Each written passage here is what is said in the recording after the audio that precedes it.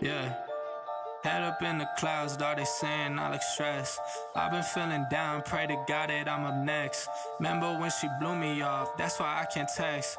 Now she call me petty, but I swear I can't forget. This ain't a test. Now they saying that I ball like Jerry West. Coming back for what is mine, can't take no less. I said go and take a shot, so I need your best. And stop the threats, so nobody's into me. I don't got time, I'm not giving the energy. Too many people around me, I'm finicky. I do not mess with you, dog, you're not kidding me. You don't got way too close. I've been up at the top now, so they all wait for the landslide. I seen too many people that switched up, whose man's high. Through it all, I stay the same, I swear to God, I can't lie. Been down so damn low that I came up for my life. They talk way too much on the internet, it's not real life. I swear my fam waiting, I can't lose, and I'm still right. Still right, I swear that I'm working them up till like midnight. It's real life, I got a time and I'm coming to get mine. In time, I cannot lose and I'm coming right inside. I'm in mine, yeah.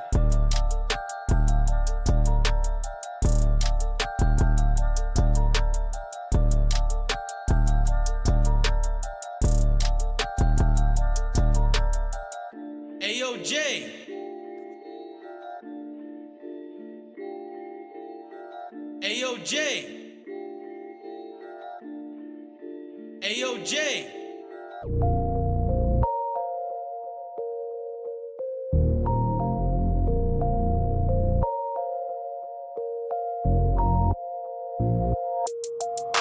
Phone started jumping, what a day. Swear to God I need it, now I can't afford to wait.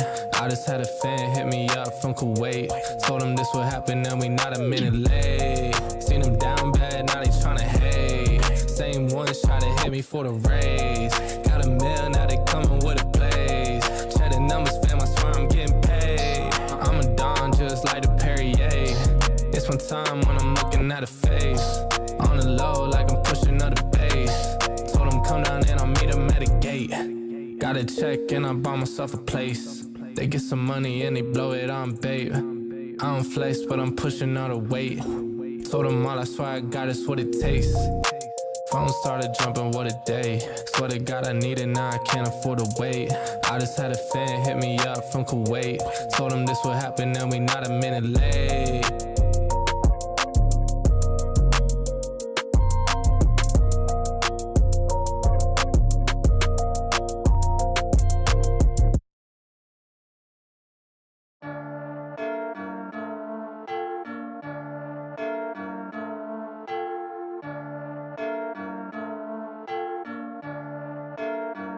Yeah, feel like John Moran, need a triple-double. Told him check the stats, yeah, I got a couple. I don't drop the ball, now I never fumble. I'm the MVP, now I feel like Russell. Feel like John Moran, need a triple-double. Told him check the stats, yeah, I got a couple. I don't drop the ball, now I never fumble. I'm the MVP, now I feel like Russell. Yeah, I need it now, told him on the lay. I've been moving, dog, yeah, I'm on the way. I don't hear the talk, don't care what they say. I don't got no patience, I can't ever wait. I've been trying to get it, running up all these digits. And I've been in the gym, I've been up doing minutes. I just put in that work, told them it's strictly business. And I see through the face, they all just burning bridges. Feel like John Moran, need a triple-double. Told him check the stats, yeah, I got a couple. I don't drop the ball, now I never fumble. I'm the MVP, now I feel like Russell. Feel like John Moran, need a triple-double. Told him check the stats, yeah, I got a couple. I don't drop the ball, now I never fumble. I'm the MVP, now I feel like Russell. Yeah, they don't want it done like I want it, dog. Yeah, they say they want it, then they took the summer off. I've been going down the list, checking numbers off. I was checking on your numbers, told them something's off. I was at the bottom, now you know I'm climbing. Now they sending deals, they know I ain't signing. They been trying to sell it, they know I ain't buying. When they send a text, dog, I ain't replying.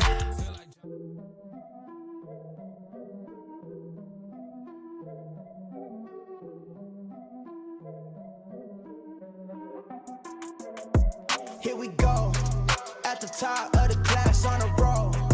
And it's time to run it up, yeah, you know. Maxed out, put the pedal to the floor. Ayy, on the road, here we go, here we go. Yeah, we winning by a landslide. Never see me coming on my landmine. Yeah, I ain't taking orders in command like. Yeah, you about to see me on demand like. You know on demand.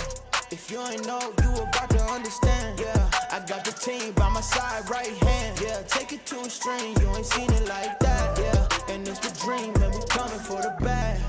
Yeah, and we ain't never going back now. Future expedited, now we on the fast track now. They won't lend a hand, now they see us on the map now. It's time to act out. Here we go, at the top of the class on a roll. And it's time to run it up, yeah you know. Maxed out, put the pedal to the floor. Hey, on the roll, here we go, yeah. At the top of the class on a roll. Hey, and it's time to run it up, yeah you know. Yeah, maxed out, put the pedal to the floor. Yeah, on the roll, here we go, here we go.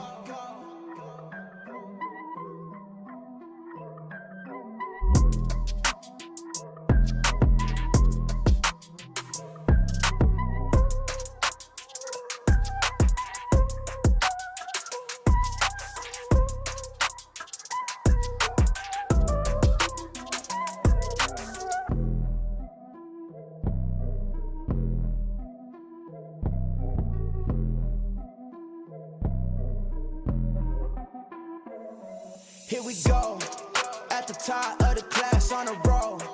And it's time to run it up, yeah you know. Maxed out, put the pedal to the floor. Hey, on the roll, here we go, yeah. At the top of the class on a roll. Hey, and it's time to run it up, yeah you know. Yeah, maxed out, put the pedal to the floor. Yeah, on the roll, here we go, here we go. Here we go. On a roll, here we go, here we go.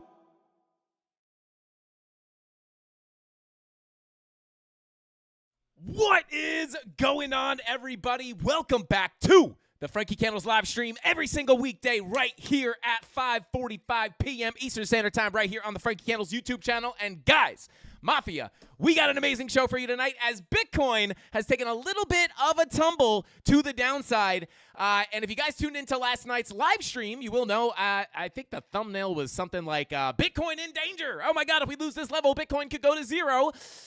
We lost the level. Well, we knew we weren't going to zero, but we had some very key levels we were looking at below, and we may or may not have come directly down to these levels after we lost the key level of support. That was the danger zone. So we're going to be going over the price action, guys. I want to talk about how much of a dump we could see come in here. Are we likely to see a bounce at the level that we're hitting right now? Because last night, that was one of the key levels of support that we were looking at. Are we going to get a sustained bounce from here, or are we more likely to come a little bit lower? I want to talk about what I'm looking at and what I'm expecting coming up here in the next few days for the rest of the week, and potentially moving into next weekend. So, with all that being said, guys, thank you all for tuning in. I see the candles in the chat. Shout out to all the candles in the chat. What is going on, guys? Let me go ahead and don't forget to smash that like button. You guys have been cracking me up in the chat. It's like, you guys are hilarious. Tony D trying to, hey, Frank, I'm here. Tony D, sorry, I can't hear you, bro. I'm going through a bad area. But anyway, guys, thank you all for tuning in. Don't forget to smash that like button. Every 100 likes we get gives you guys or every 100 likes we get gives you guys extra chances to win some free crypto on Friday's live stream. And as always, not every single stream, but anytime I say it, as always, since the past few streams, if we get 850 likes on tonight's stream, I will send $100 in XRP to one lucky CandleMafia member tonight. So smash up that like button if you guys have not already. Rob the Crypto Snob said, screw you, Frankie Candles. You're hilarious. Shout out to Rob the Crypto Snob. But guys, let's say what's up to the chat real quick and then dive right into the price action. And I will say, last night on the live, I was talking about, why I love to use the volume profiles for context and why it's so important to have key levels below you, even if they seem out of reach. Because when you see those panic dumps to the downside, you're not scrambling trying to figure out, where you should be looking for support. You're simply seeing the dump going, okay, we must be headed to my next level. And it really just takes a lot of the fear out of like looking at where price is going to go. It's not a shocking dump. It's just like, okay, the reality is we're coming down, but at least I now know where price is likely to go next, and I have those levels marked out on my chart, and then simply you could sit on your hands and wait for price to approach those levels to see how it interacts with that level to see if you could take a position and get into a trade and make some money. So real quick, let's say what's up to the I almost said let's say what's up to the Bitcoin. Let's say what's up to the chat. Shout out to Crypto Naughty. What is going on? He said the halving is on our heels. It is coming up very, very soon here, guys. Shout out to Jonah Plainclothes. What is going on? Let's see. He said I need a green suit. Shout out to Jonah Plainclothes. I think I only have black suits and gray suits. And I actually used to have one white suit. But that was for a very special occasion. But anyway, shout out to Hamza. What is going on, bro? Let's see. Hamza says, Frankie, is the Lux Algo Smart Trail free? I can't find it on TradingView. No, Hamza, great question. The Lux Algo Smart Trail is a part of their premium indicator suite. So if you go to their website, I think you can actually pick and choose which indicators you get access to if you're looking to spend a little bit less money. They are a sponsor of the channel, so if you use our link, which I believe may be pinned to the top of the chat, if you use our link up there, you will save some money. Shout out to Lux Algo, a new sponsor of the channel. But anyway, let's continue on here. Bada boom, bada bing. Let's see. Shout out to Sean. What is going on? We got Keith in the chat. And as always, guys, don't forget to show our mods some love. We got Rob the Crypto Snob, Crypto Billy, Captain Kirk, Tyler Durden, Chemistry Bro, Crypto Anon, Crypto Billy. You guys know who they are. Show them some love in the chat. We got Jessica, our female CandleMafia representative, checking in. What is going on, Jessica? Good to see you. Anna Maria backing up Jessica. Let's go. Shout out to the female CandleMafia. And we got Mike Vito. Last but not least, Mike Vito, my paisan. Brother, we got a lot to look at on price, so let's go ahead and jump right into the charts. Let's check it out. So here we are, guys. Let's see. Yo, shout out to Karn. Says Frankenstein. What is going on, brother? Thank you for being here. And Art NFTs in the chat. Bad Axe. Oh, we got the whole crew in here. Let's go. But let's continue. And Blanchards Bees. What is going on? Showing some love to the mods. So let me just move my notebook here with super secret information on it. But yeah, I'm just kidding, guys. Anyway, let's go ahead and jump on into the charts here. So obviously, guys, we did get a bit of a move to the downside yesterday. Let me go ahead and hide this hide these lower down levels, and I want to talk about what we were looking at yesterday because, guys, we basically, now again, we weren't taking a 100% bet on the move to the downside. However, there were many things we were looking at, potentially anticipating a push to the downside, looking at two very, very key levels, which being the point of control of that macro range sitting at $67,000, and then that value area low of the range sitting at $65,000, or, you know, give or take a few bucks. But these are the next two key levels, guys, and you can see, you know, there were a few different things that we had going on yesterday, right? We were simply trading within our nice little volume profile here, going from the lows back to the highs, back to the lows. And then I was in a little bit of a scalp long from yesterday from below the range, as we were talking about yesterday. And we were looking for this to potentially get above this value area low, go to that POC as a potential take profit one, and then a final move up to the value area high could have potentially been expected if we got above that POC. But simply put, we wound up getting rejected, and we got a move back to the downside, which was a scenario that we were looking at for one very specific reason in particular, and that was the money flow on the higher time frames, potentially indicating a longer-term downtrend to continue. Things like the 10-hour money flow, things like the 8-hour money flow were starting to cross over into the red. And not only that, we also understood that this little range that we were in the scalp long from was simply just a little scalp range. We knew in the grander scheme of things that we were actually, now let me make this a little bit bigger, that we were actually sitting and rejecting for the third time the value area high of this more macro range. So that is why we were saying we were saying that Bitcoin was playing with danger here as we push down to this level here. And let me actually just pull that level up really quickly. This weekly level, guys, this was kind of, I mean, these range lows, this was kind of the zone that we did not want to lose. This was kind of the point of the, you know, again, not that you should be like trading based off anyone's thumbnails, and, you know, a lot of times the thumbnails have a little bit of added sensationalism, right? To get get the clicks. Obviously, you got to play the YouTube game. But you know, I always do try to deliver on at least most of what's on the thumbnail. And it was basically Bitcoin in danger. If we lose this level, things could get bad. Was the gist of the title. And this was that zone, right? We had the range lows and that weekly level of support that we lost, and then we reclaimed it, and then we lost it again. And that was kind of the zone that if we lost it, we were expecting a pretty quick fall down through the low volume gap gap that we had down below. I could actually pull that up just to visualize it here. And you guys know that we had that volume gap. Let the volume readjust here. There we go.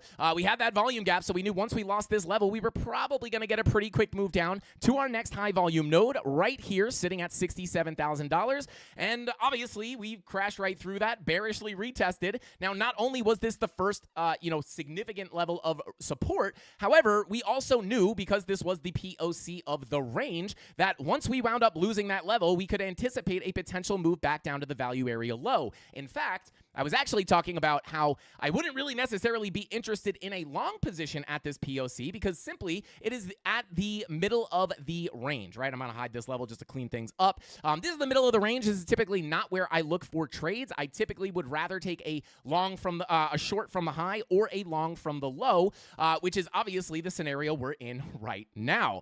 So we came down to that POC. Obviously wasn't interested in a long there. We broke down, bearishly retested. Where were we expecting price to go at that point? Right down to the value area low. And this is one of those fresh, teachable moments. If you are new to this channel or you've just recently been tuning into the live streams, once again, guys, the volume profiles prevail, right? I hope this really hammers home how we use this tool to find the context in the market, right? And there we are, right? Like, things could get dangerous. If we lose that level, guys, we're going to go likely to the POC or the value area low. That value area low is the place where I would be interested in longs. And here we are sitting at that value area low, getting a little bit of a bounce. Now, the real question is, shout out to Tony D. Said, at Dan D. says, yo, Frankie, your trading view indicator made me money today. Let's go. Shout out to Dan D. Not to be confused with Dan B. I actually don't know a Dan B, but shout out to Dan D, bro. That free indicator, that free Frankie Candles indicator do be slapping. So shout out to you. We've been getting crazy reviews on our Frankie Candles Essentials by Lux Algo. It's our collaboration with Lux Algo. Obviously, they made the indicator, but we had a lot of input on how it was made because it's based off my trading style. So shout out to Dan D. I am super happy that indicator's making you money, and it's 100% free. So shout out to you, bro. Bing bong. Let's go ahead and throw some money for you. Let's go.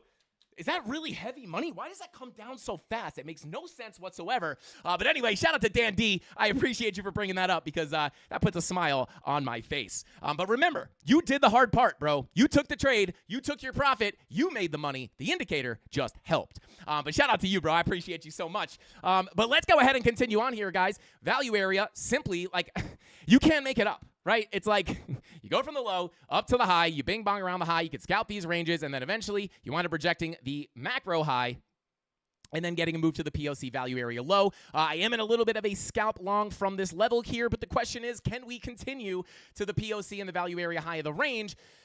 And that is something that I'm a little bit less confident on, to be quite honest with you guys, for a few different reasons. Now, obviously, we did come down to a key level of support, and there is reason for a potential bounce here. Now, there is a difference between, in my opinion, right, for me, according to my rules, there's a difference between, a bounce and, like, a place where I am literally looking to load up on a massive swing long because I think we're about to, smash up to all-time highs.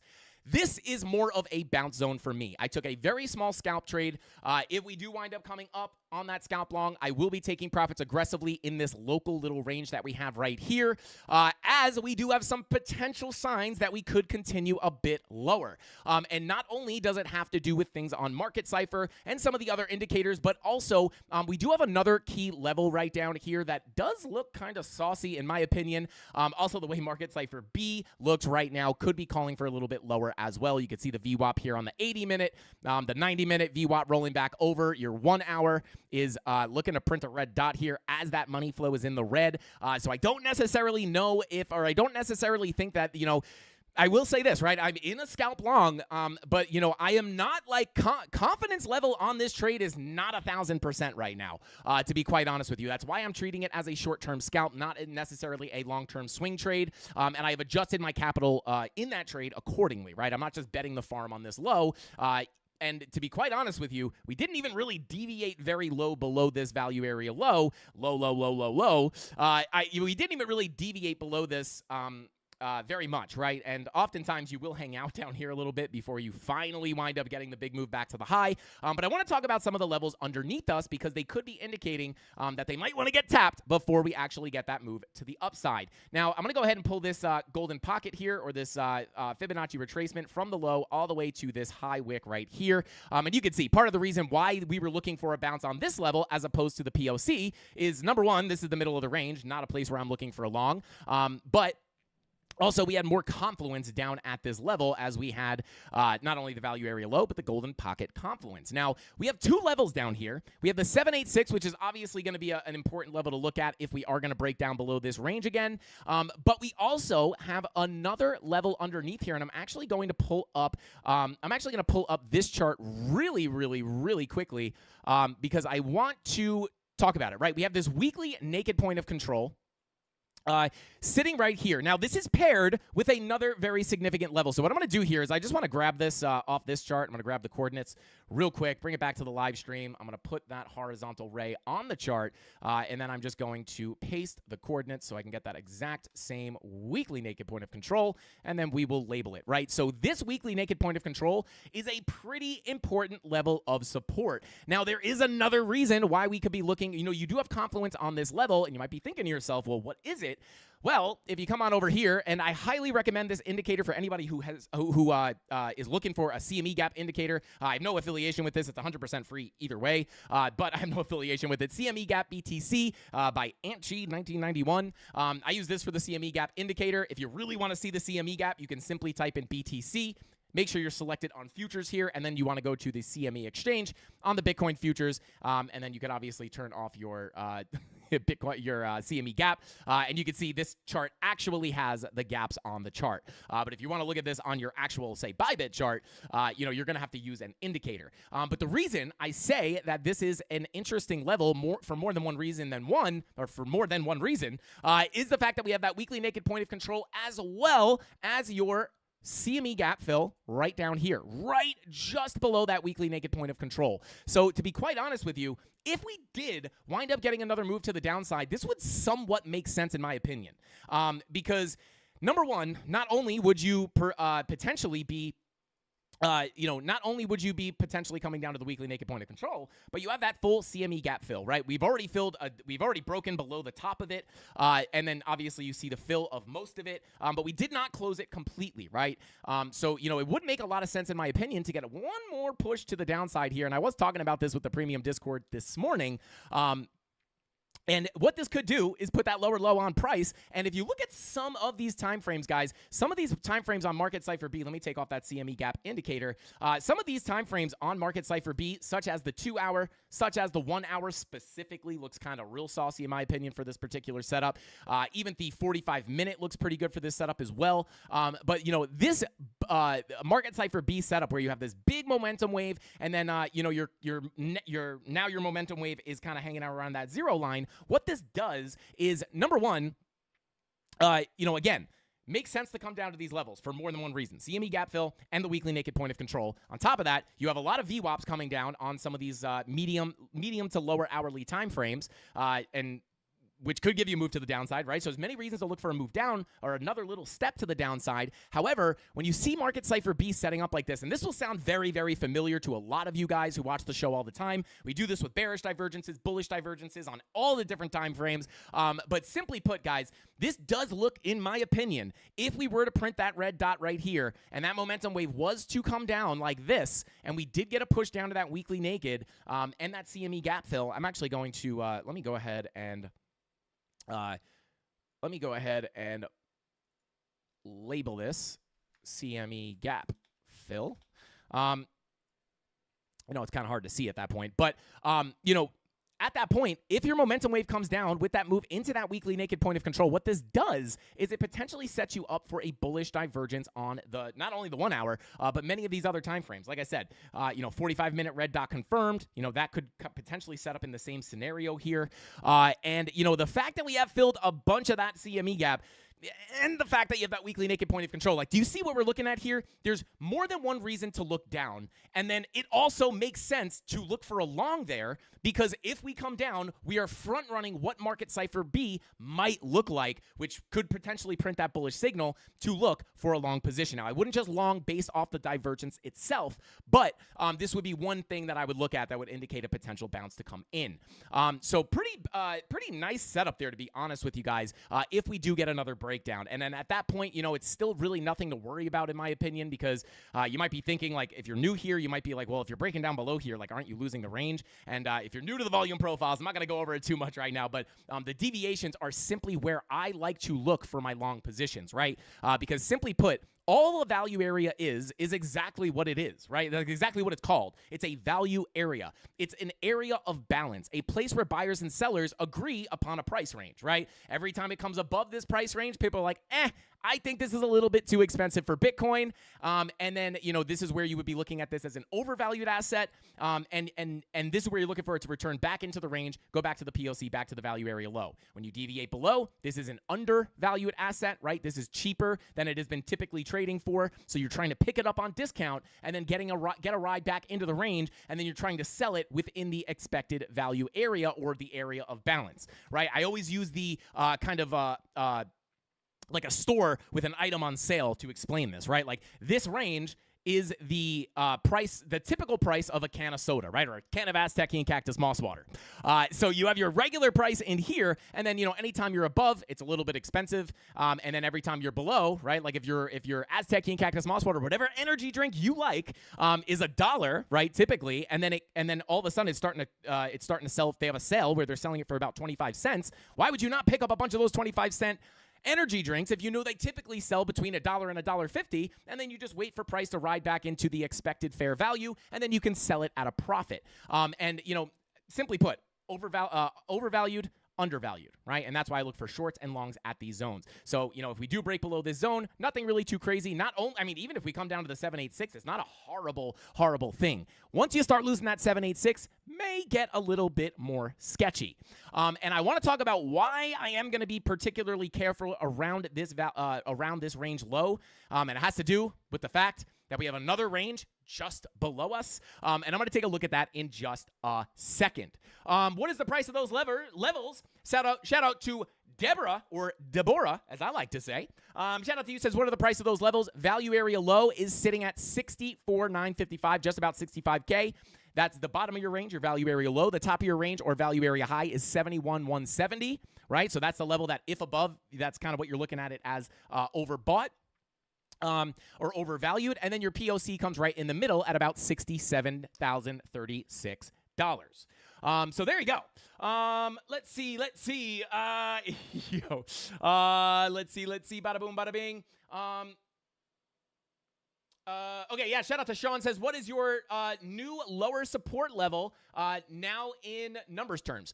So yeah, this lower support just underneath the range here is sitting at about $64,054, right? So about $64K. And then the CME gap fill is sitting just at about 64. I mean, it's about $64K, right? It's a very, very small. It's not really a range. It's like a very small zone between $64,054 and $63,939. $64,000 zone, right?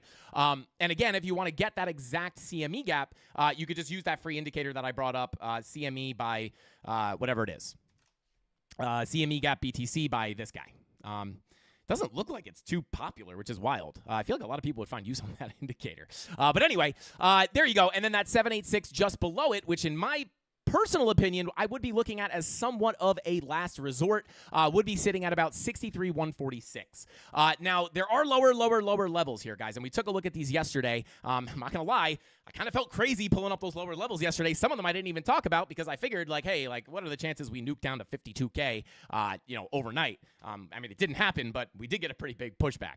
So let's take a look at this, right? So, again, this is the general context of what I'm looking at locally, right? And again, longs at the lows, even if we deviate a bit, could still give some longs some tries down here. However, if we break down below that 786, There's a very specific reason why this low is a little bit interesting, right? And if I pull up our bottom range here, it is simply because we have two separate value areas right on top of each other. And this is actually, it's really helpful and it's really annoying at the same time. Because although this is a key level of support, what are we supposed to do if price breaks down below that value area low and then we start losing the CME gap, and then we start losing the 786. At this point, right, not only are we going to be looking for a bounce on this value area low, but the value area high of the lower level, of the lower range, is sitting right on the value area high of the range below is sitting right on the value area low of the upper range, right? So you have a value area low and a value area high smacked up right against each other. And this is,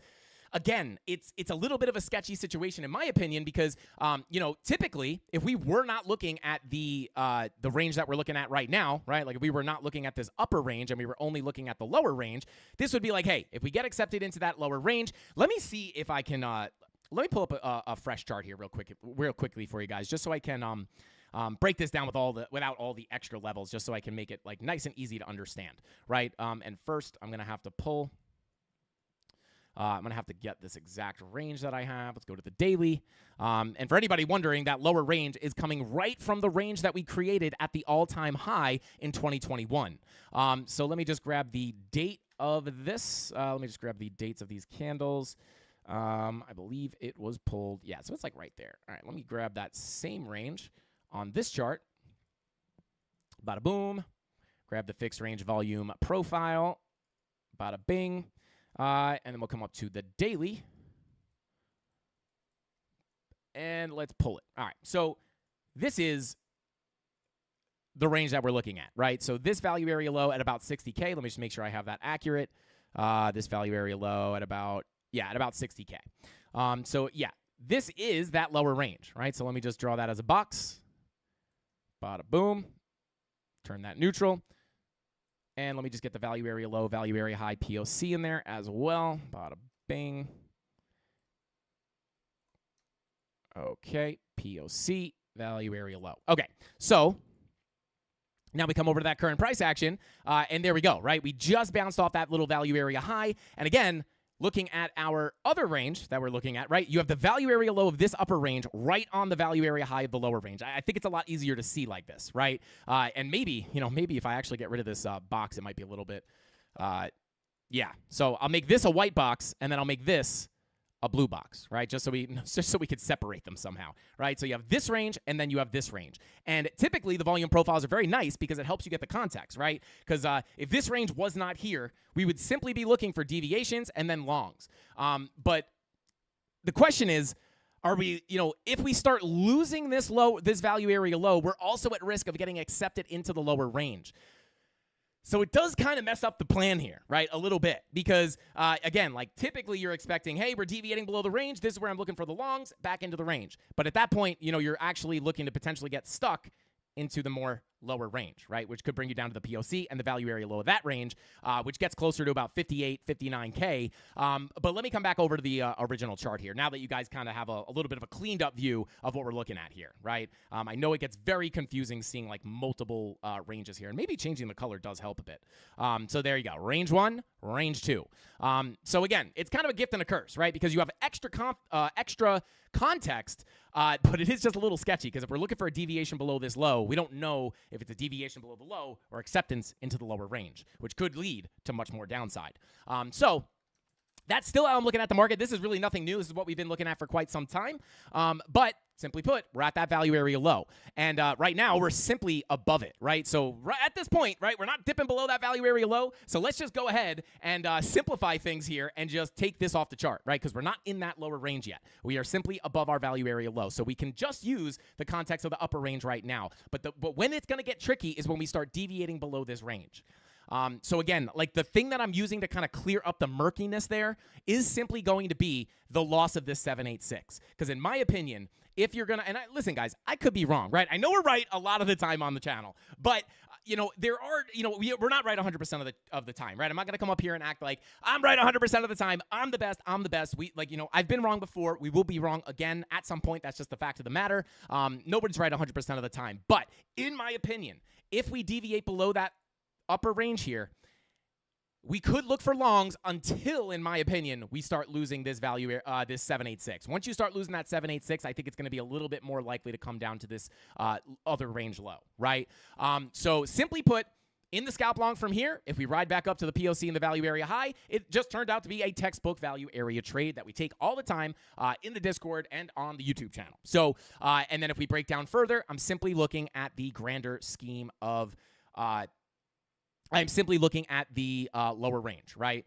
Looking to get a move down to the POC, value area low. The next place I'd be interested in along there would be, I mean, to be quite honest with you, the this blue box, essentially, the value area low of that range, right?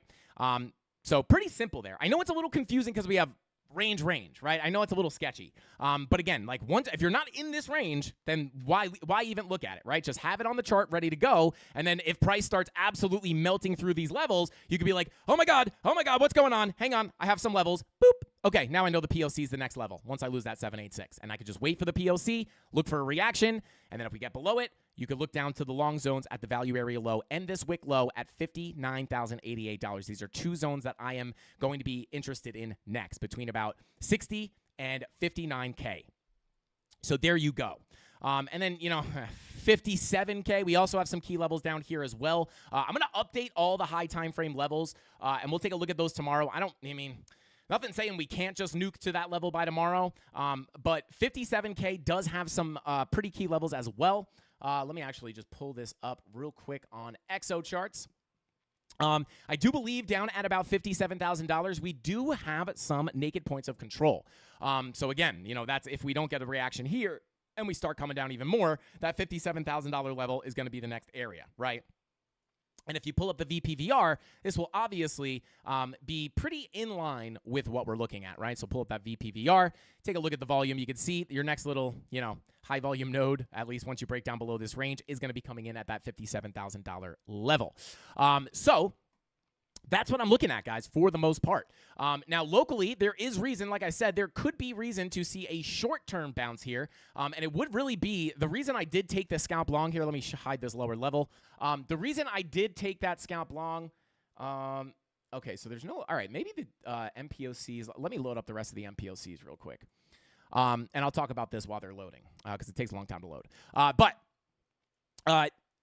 like I said, the reason I took the trade here on the value area low is not just the value because it was a value area low. We have the golden pocket confluence as well as some signals, right? We had some bullish signals for a potential move up. Now, one of those signals was the bullish divergence into that key level, right? You don't just want to be longing and shorting random willy-nilly divergences, but you had this lower low on your price action with the higher lows on your momentum waves, not only on the 30-minute, but it was also on your 15-minute, right? A little bit different here, but it was, there you go, higher lows, lower lows, right? So you have these bull divs forming on your 15-minute, your 12-minute, the lower time frames. And not only that, but you also add your money flow coming to the upside, right? So this is a nice little indication that we may be able to get a local move to the upside based off the context of that time frame that we're looking at, which is the 30-minute, the 15-minute, the 24-minute, right? So we're not expecting, now remember, when you're looking at money flow and stuff like this, guys, you have to realize that the context is absolutely pinnacle here, because you have to understand that money flow coming up on your 15-minute. Now, on top of that, right, not only did you have one of the big reasons I was comfortable taking that long, amongst other things, I'm also looking at the order flow, right? But one of the other things just on TradingView here was not only the 15-minute bull div, the 12-minute bull div with money flow coming up. At that point, remember the 4-hour 15-minute strategy. If you guys saw that tutorial video that we uploaded a couple days ago, we went over this very easy beginner-friendly trading strategy, and this is something I use a lot for Confluence, right? Now, I don't use it to enter my trades anymore. I have a lot more advanced techniques at this point, but I still use this for Confluence, and I have made very, very, very good trades using just that simple beginner strategy, just trading that alone. But at this point, I've evolved as a trader. I've used new tools now, but I still do use it as context and confirmation. So money flow coming up, bull divs confirmed, letting us know within the context of that 12-minute, if that money flow crosses over, we could see a trend back to the upside. But this does not necessarily mean that I'm automatically looking up to those all-time highs again. Why is that? Well, it's because if you come up to the higher time frames, right? Remember, context is king. 8-hour money flow is coming out. So although that 12-minute money flow, the 15-minute money flow is coming up, we're not anticipating a massive move like that, right? Now, I have to say this, right? Doesn't mean that that can't happen, right? But generally, you want to use that, that little trend on the 12-minute. If you take these money flow crossovers, they usually give you something like this, right? Money flow crossover, you get 2%, right? Money flow crossover, it gives you about 4%. Money flow crossover, this one was a pretty big move of about 6%. But my point is, if you come on over to the 8-hour money flow, which is now crossing into the red, right? So that would be more bearish.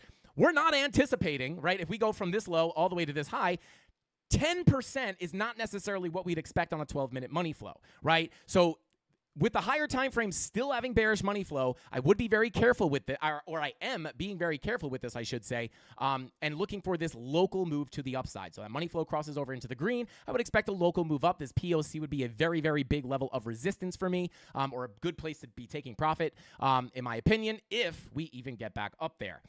So there are low time frame signals for a bounce here, so I will hold that long just a little bit. But again, when you're taking a look at that 12-hour money flow coming out still, right? Pretty ugly.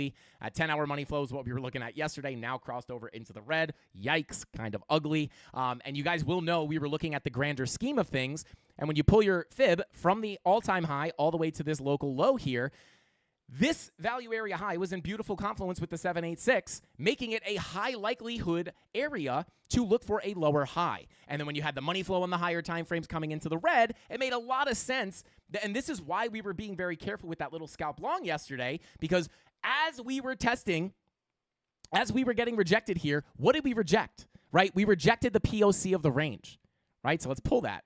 We rejected that POC of the range. Unbelievable, right? So you get that move back to the downside. And, we always talk about this. I specifically mentioned it yesterday because we were saying, like, this could be a likely scenario where you come up, reject that POC, and then get the bigger move down.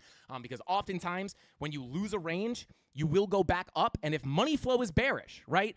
I know this is a little bit confusing, but if remember, money flow indicates the trend. The red and the green dots indicate the ebbs and the flows, aka the noise in the market. So when you have money flow coming out, right, and you have price bouncing to the upside, and if you lose a range, you get a bounce to the upside, and money flow is coming out, you're expecting a lackluster bounce to put in a lower high and continue the trend to the downside. And we were able to identify and warn about that yesterday. That's why we were saying danger zone. We were able to warn about that because we understand the context of the higher time frames versus the lower time frames. And together, you can try to predict these moves, right? So, actually don't know, was this and likely this was a golden pocket as well. Okay, so yeah, no, not even really. You kind of did tap that, you did come up and tap that golden pocket as well, which is already where you're looking for lower highs to come in.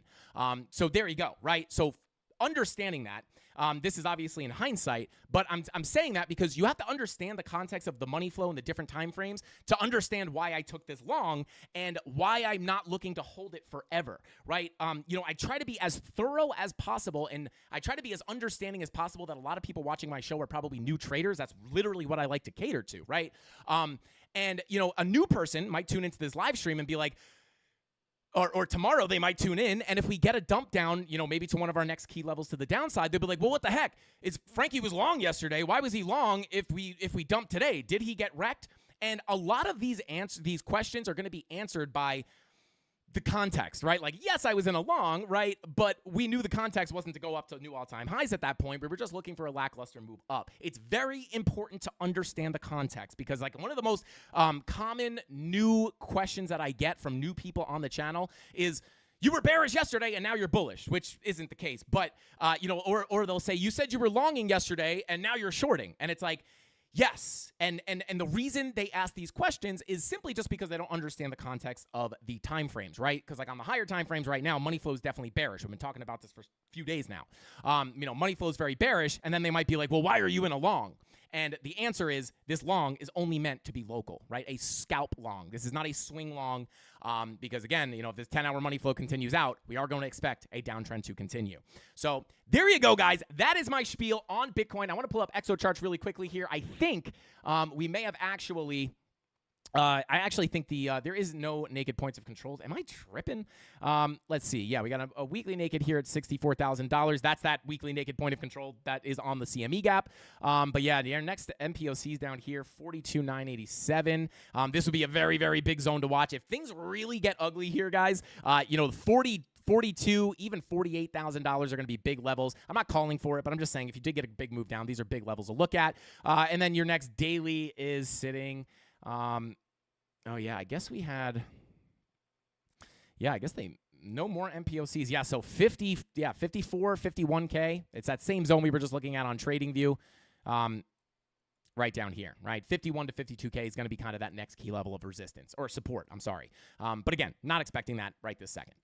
We have many levels between where we are now and that much lower level. But after getting a dump, I don't mind showing these like doom or gloom levels in case something crazy happens. But locally, simply going to be looking at these levels, and then if things really start to break down, even before we get to that 52K level, we even have this whole other range below us. So there you go. If you get stopped out of these, don't get these setups. I'm simply waiting for lower for my next trade. So there we go. Shout out to Nizam, says insider news. Bitcoin is going to fill the CME gap below $10,000 and then $200,000 incoming, guys. Shout out to Nizam. I never know if I'm saying your name correctly, brother. I hope I'm not butchering it. But shout out to you, bro. We'll see. That would be absolutely, I'll be honest with you. I am all team go to 10K. Because I was actually talking to my dad about this over the weekend, and we just talk about crypto sometimes. My dad's invested, right? And he's like, what do you think? And we were just kind of chatting crypto, and I was saying, even if crypto absolutely dumped like crazy, let's say it went to go fill that CME gap down at about $10,000. I am not, if it was foreseeable, maybe you can try to, sell and then buy back lower. But for my long-term spot bags, guys, if I woke up and Bitcoin was at 10K, I am buying the dip. I'll be honest, I think it's going to be extremely hard to get it down there unless it is the craziest manipulative move ever. I think it's going to be really hard to get it back down there, right? Because you have all these people who are super bullish on Bitcoin probably looking to buy up these dips. And now, this is what I was talking to my dad about. When you have entities like BlackRock and all these big institutions that are now have spot ETFs, and now it's, legitimized crypto in a very, very big way, these asset managers are not going to invest in something that they think is actually going to go to zero. So this almost, in my mind, guarantees, right? Now, I don't recommend you to make decisions like this, but in my mind, if we got some kind of horrifying dump to the downside, this almost guarantees in my mind that it's probably manipulation, right? They're just trying to push the price down, and it makes buying the dip easier than ever because you have the backup of like BlackRock, right? Like these people would not be buying this asset. Bitcoin has lost the shadiness, right? Like it's like those guys on CNBC.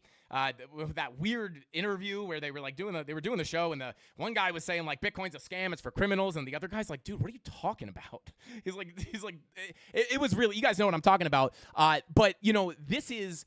The spot ETFs have pretty much, at least in my eyes, completely washed away any kind of like super, it's magic internet money and no one knows what it is. It has no value.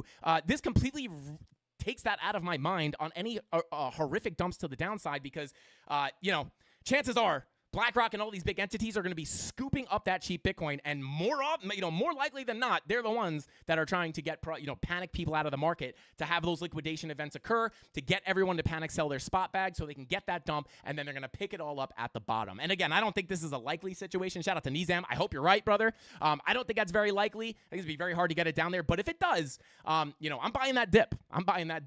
But anyway, let's go ahead and continue on. Please don't just like, if an asset's ever like going down like crazy, don't just like blindly buy the dip, guys. I've done a lot of research. I've been around this space for a very long time, and I'm very active trader. So I don't want anyone being like seeing a coin go to zero and be like, Frankie just buys the dip.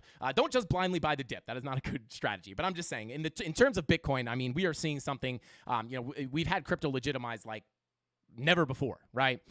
So there you go. It just kind of gives you a little bit of an extra comfort on buying those dips. But there you go, guys. That is what I'm looking at on Bitcoin. Yesterday, we were looking down to this as our next key. I mean, it really is magical, guys. This is why I love TA. Yesterday, We sat on the live and said, hey, if we lose that danger zone, going down to the POC and the value area low, and here we are, right? And this is what it's all about. It's not about trying to guess exactly what's going to happen on the next big move. It's about having your key levels set down below, so if you miss a short from up here, right? Because I know this happened while a lot of people were sleeping. You can simply wake up at a key level of support and catch another opportunity for a little bit of a long. There's always money to be extracted from this market. And if this does not sell the volume profiles to anybody, the fact that we looked at these levels and now we're just sitting here like it's absolute magic, this is not because I'm the best trader. I like to think so. I'm just kidding. But, it's because of the volume profiles and because of the TA that we teach here for free every single day. And you guys can do this too. It's nothing special about me. I would love to sit up here and pretend that I'm special. And sometimes I do. But the truth is, there's nothing special about me, guys. And you could do this as well. So anyway, let's go ahead and continue on here. And let's go ahead. The clapper of cheeks, bro. Every time I see your name, it just makes me crack up. But let's go ahead and move on here. Take a look at some of those altcoins. Drop your altcoins in the chat if you guys want me to take a look at it. And we will go ahead and start off with Ethereum, or Erythrium, as your grandmother might call it. I'll take a sip of the Aztecian Cactus black coffee. Here we go. Don't mind the Medusa face on the front. Guys, I don't know why I'm so sketched out. Like, I'm always afraid that, like, my Starbucks label is going to, like, leak my address or something. I don't know why. Not that I wouldn't want you guys to come over for a party, but I'm, like, always so sketched. Ever since that black hole incident on the live stream, guys, every time I do something on live, I'm always, like, making sure everything's all safe. I want to drink my coffee, like, covering my label. They actually gave me this and a sandwich for free today. The people at Starbucks are... they like me. I don't know why. But anyway, I do tip them. But, all right, let's continue on. The graph doge, let's see. The black hole, shout out to Bitfrog. I'm pretty sure you were in there. You know what I'm talking about. All right, let's take a look at Erythrium, or Ethereum, as I say. And here we are, right? This long setup didn't play out, right? Now, this obviously wasn't meant for anyone to take, but this was kind of the same thing as this long position that we had on Bitcoin, the little scalp that we took yesterday. And again, I do just want to talk about this before I fully break into Ethereum. We trade these volume profiles short at the high, long at the low, short at the high, long at the low, short at the high, right? Small money, small money, small money, small money, right? And then if you are trading this range, as you should, there were confirmations to look for a short here. And if you trade these value areas like we do, and for the little singles and doubles that we get, when you get that you basically want to trade this range until it breaks out or breaks down. And if you trade the range correctly, chances are, if it breaks out, right, like yesterday, if it wound up breaking out, we would have been in a long position from the bottom of this range, right? And if you were short from the high of the range and you break down, there is your grand slam trade, right? This is why I go over this all the time, because this is why I love trading the volume profiles so much, right? You have a little scalp here, little scalp long, right? Little scalp long, right? And then even here, you had a little scalp long. I got stopped out of this. On a loss. Just to be fully transparent with you guys, I lost money on this, right? I stopped out at a small loss. I didn't get wrecked. Even you could have TP'd one, right? You could have TP one at that POC.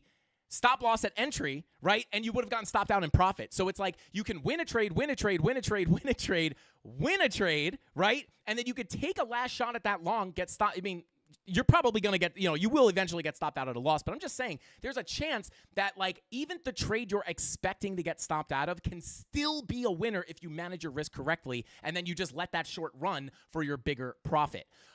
So, just absolutely textbook, because I always talk about how we trade these ranges, right, or trade these volume profiles, long the lows, short the highs, until the range breaks up or down, and then that's where your grand slam is. A while ago, when we had Garrett Soloway on the channel, he was saying part of what made him rich, got him rich from trading, was going for singles and doubles and not going for the grand slams. You want to let those grand slams come at almost a surprise, right? And I couldn't have agreed more with him. It's exactly how I trade. Single, single, single, double, single, double, single.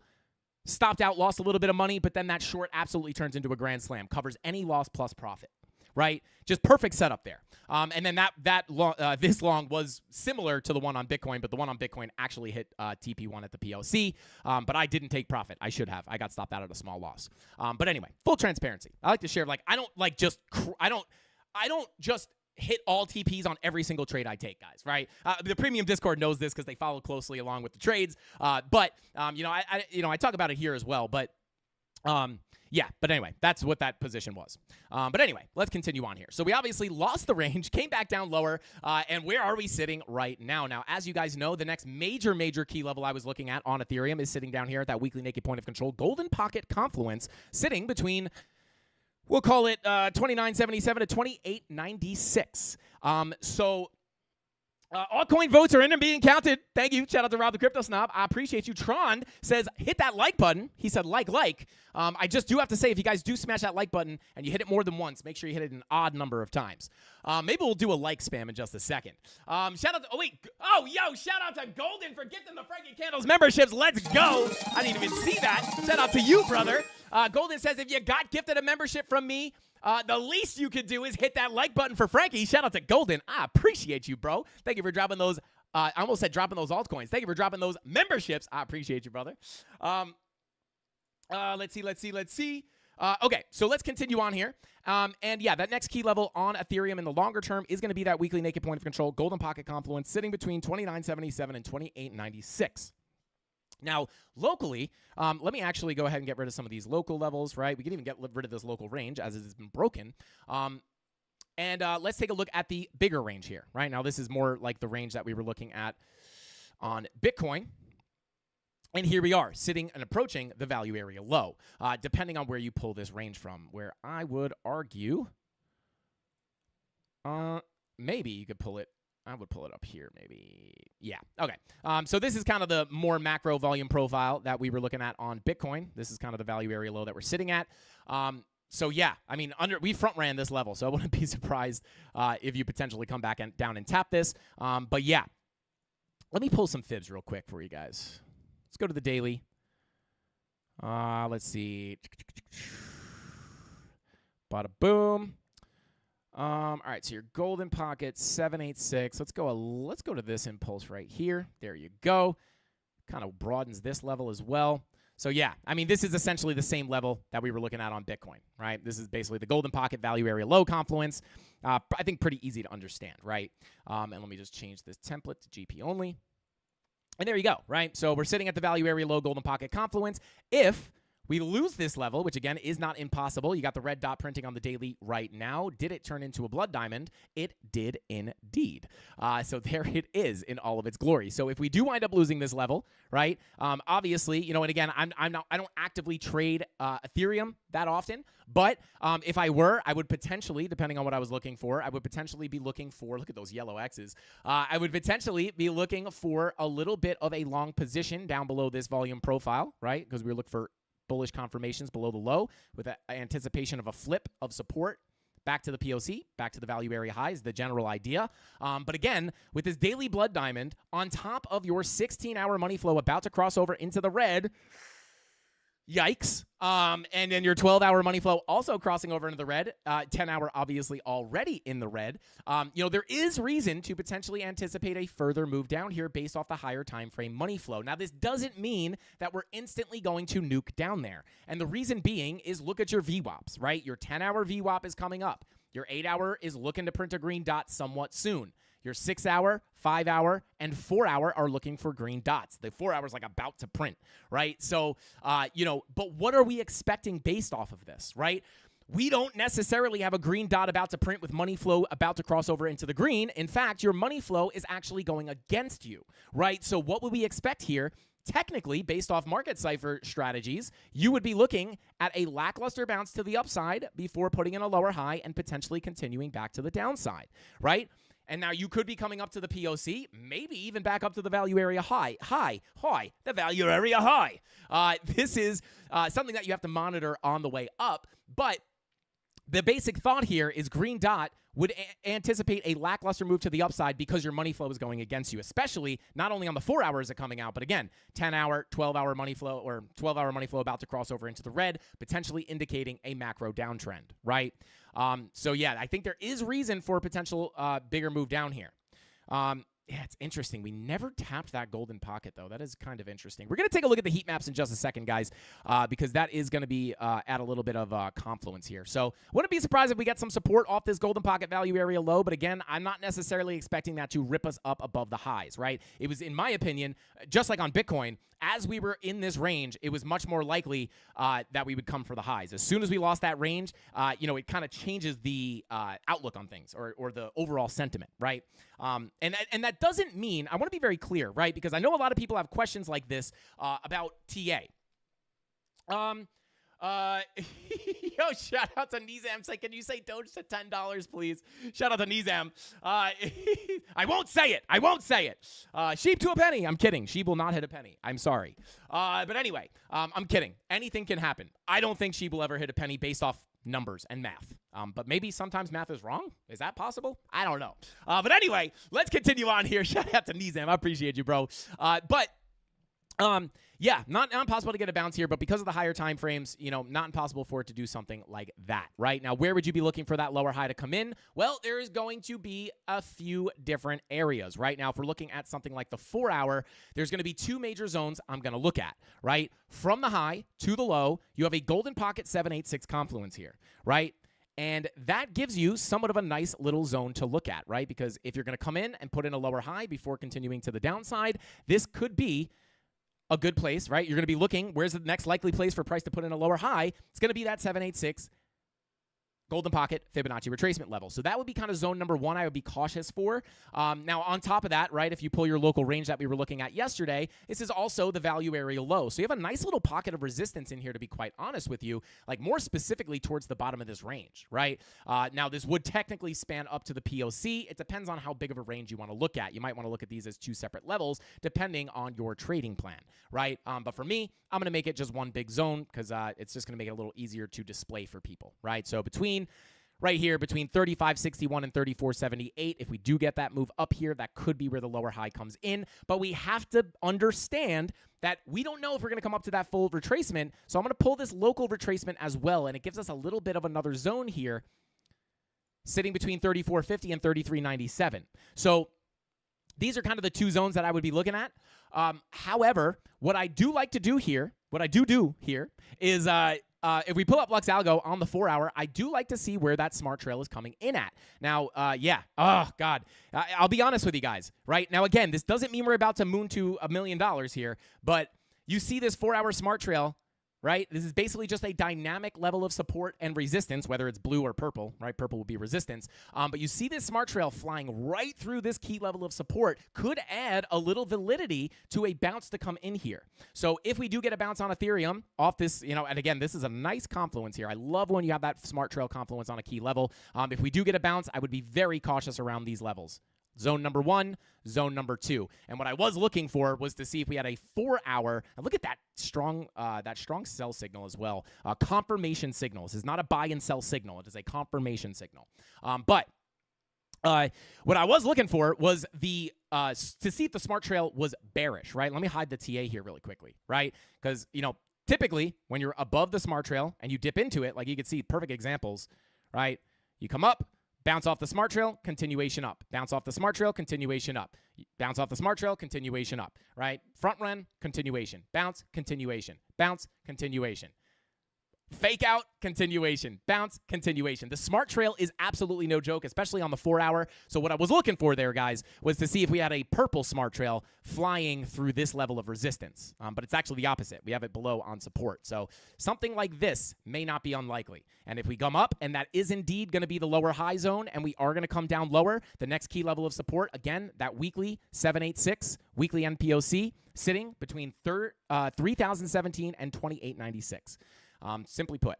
Now, what I could do is I could see if we have a lower time frame smart trail coming in on that zone. Let's check the 3 hour real quick. Okay, so let's unhide that TA, and you can see, that smart trail is coming right in on that zone here, right? And here. Yeah, so I'll be honest. I hate having a zone this big, guys, but this whole area is going to be kind of significant resistance. You have 2 fib retracement levels and the smart trail flying through there as well. So I think it's somewhat likely, in my opinion, if you hold support here to get a move up and then a potential lower high to come down to this level. But we could be wrong, right? We've been wrong before. But we'll see what happens. And if you guys want to sign up for Lux Algo, go ahead and check the link in the description if you want to save some money on it. Shout out to Lux Algo. But anyway, let's go ahead and continue on here, guys. That is what we're looking at on Ethereum. Where are we at? Let's see. Frankie pinned my next comment. Shout out to Rob the Crypto Snob. Thank you for that. You are now pinned, my friend. Let's see. Tony D put a poll up. Did you smash the like button? The best free way to support the channel. And it looks like... This is brand new information. Shout out to 20% of everybody who did not know the like button was real. And then, you guys are funny. And then someone said, is the like button a crypto token? You guys are wild. Anyway, let's go ahead and continue on here. And don't forget to smash that like button if you have not already. And let's go ahead and take a look at SEEP, or SEI, as I like to call it. So let's go ahead and jump in here.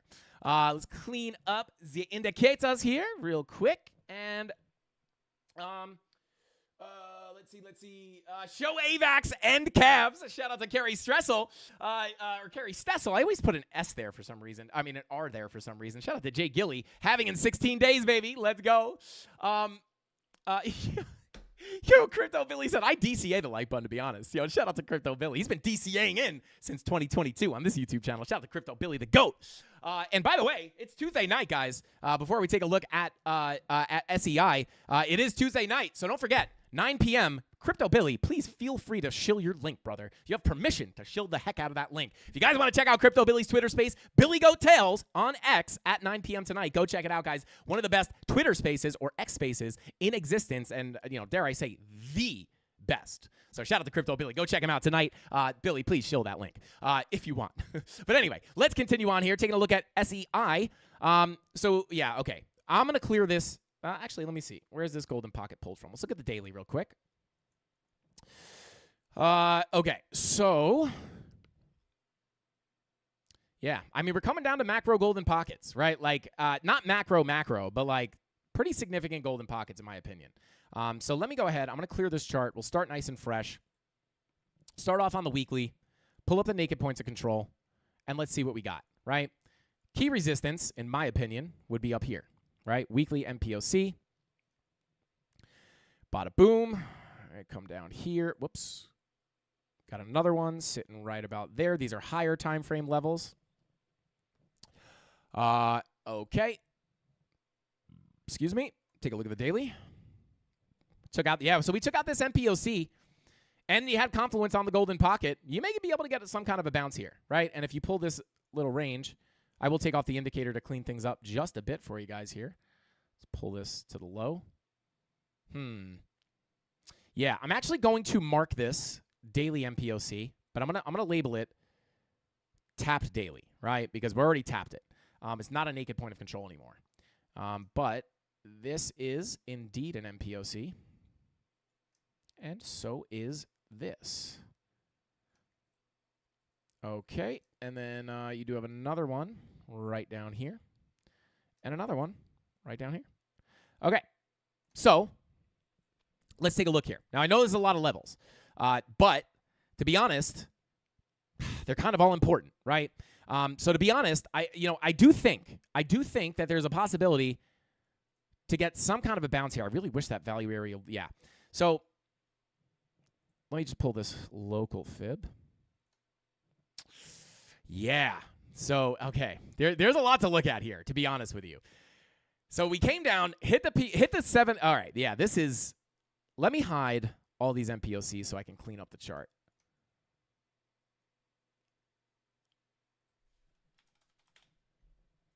Boom, boom.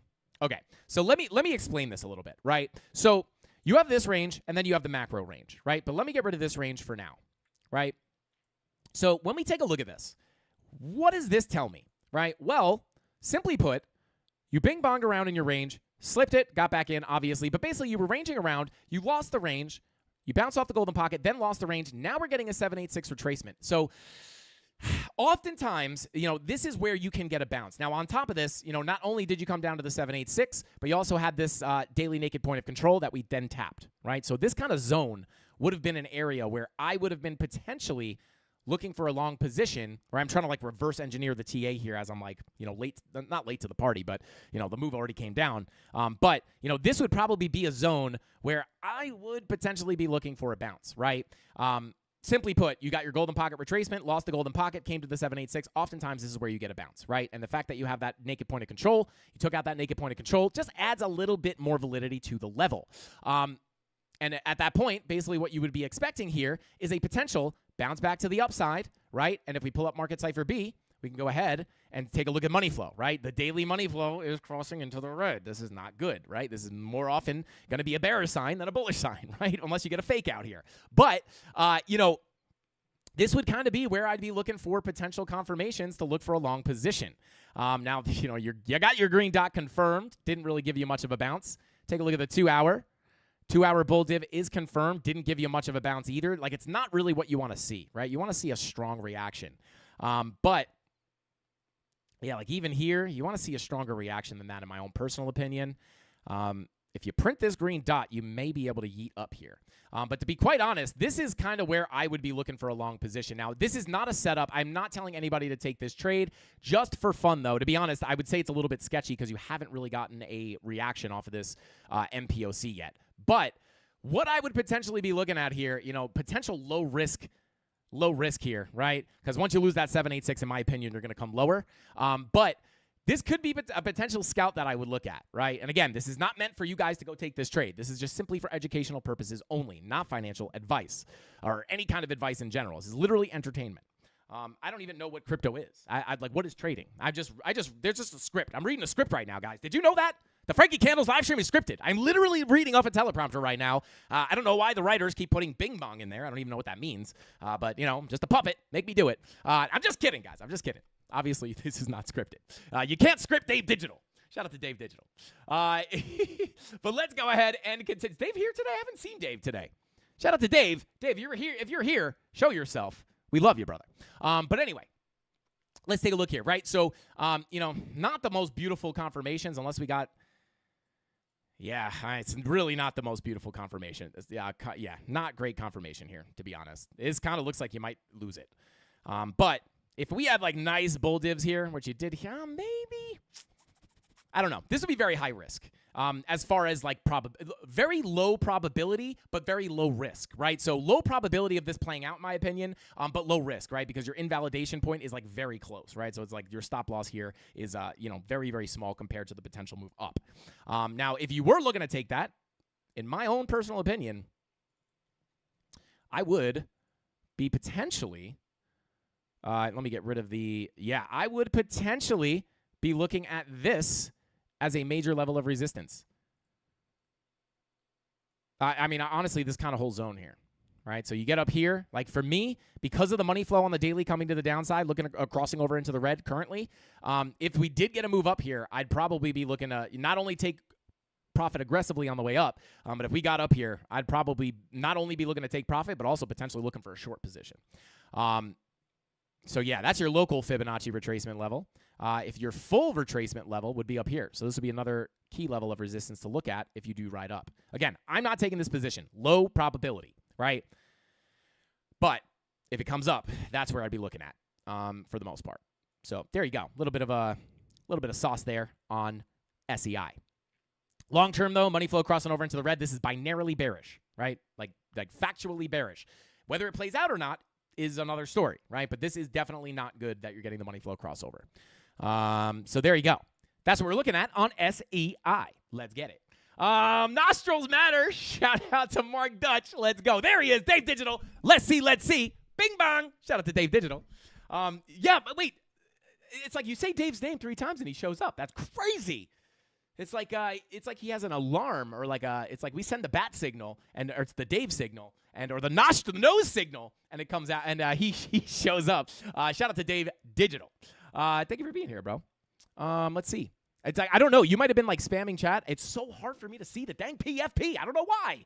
But shout out to Dave Digital, and shout out to Golden for gifting another 50 Frankie Candles memberships. Unbelievable. Shout out to you, brother. And I see that. Yeah, I scrolled up and saw that there was a massive golden waterfall here. So shout out to Golden, bro. Thank you so much for supporting the channel as much as you do. And thank you for getting the Mafia all these free memberships. So let's go ahead and continue on here. Let's take a look at ICP. Bada bing. That's not the ICP chart we want to look at. There we are. So on ICP, guys, I will be honest. This is pretty decent looking in my opinion. Right now, money flow is obviously trending out on your 4-hour. Money flow does not look good on the higher time frames, guys. Like, this is a fact. But again, you don't want to get shaken out in a massive bullish movement like we're in right now in the market. You see these big moves. If you get a move down, money flow is coming out. In my own personal opinion, we talk about this a lot. If you look back in time, it's kind of hard to do on ICP, but if you look back in time, more often than not, when you're in these big bullish moves, which again, like, it's like ICP is wild. It literally just launched and went down forever, and now it's making a recovery. But, it took a whole bull market to have this thing recover. But if you look at anything, right, like Bitcoin's obviously an easy example. If you look at this, right, in a bull market, guys, especially on something like the 12-hour, like, you are going to spend a lot more time in the green with the money flow, right? This is why it's a little bit sketchy right now, because your money flow comes out all the way here, and then it just fakes out back into the green, and you continue your massive move up. So you don't want to get that's why I'm saying, like, I'm putting a lot more weight on the price action and the levels than I am on the indicators right now, because in a bull market, you have to anticipate you're going to spend much more time in the green than the red. So that is why when we look at things like ICP, I want to say that, the 12-hour or the 10-hour, the 12-hour, money flow is about to cross over into the red. This is binarily bearish. But if we're going to see something similar where this is the start of the big move up, right, it's likely that that money flow is going to be a fake out.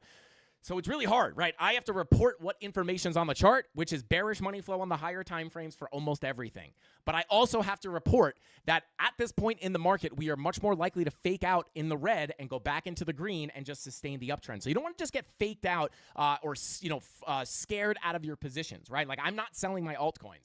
I'm not selling my Bitcoin, right? Like, I'm holding all this stuff in anticipation of a bigger move up. But things have to come down to continue up, right?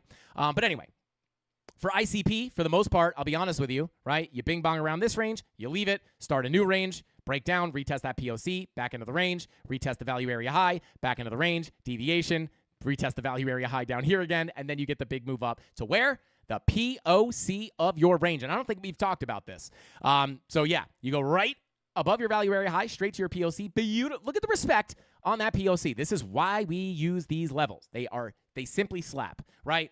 Now, key support here on ICP is easily or simply going to be 1572, the value area low of the macro range.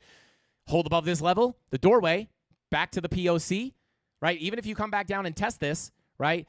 As long as you hold it, doorway to the POC is still open. Flip that POC. Next likely place for price to go is going to be start its journey up to that value area high at about $45. Now, I'm not saying ICP is about to hit $45 right now, but obviously there's going to be many levels of resistance between, right? If we pull up some naked points of control, right? Take a look at the weekly.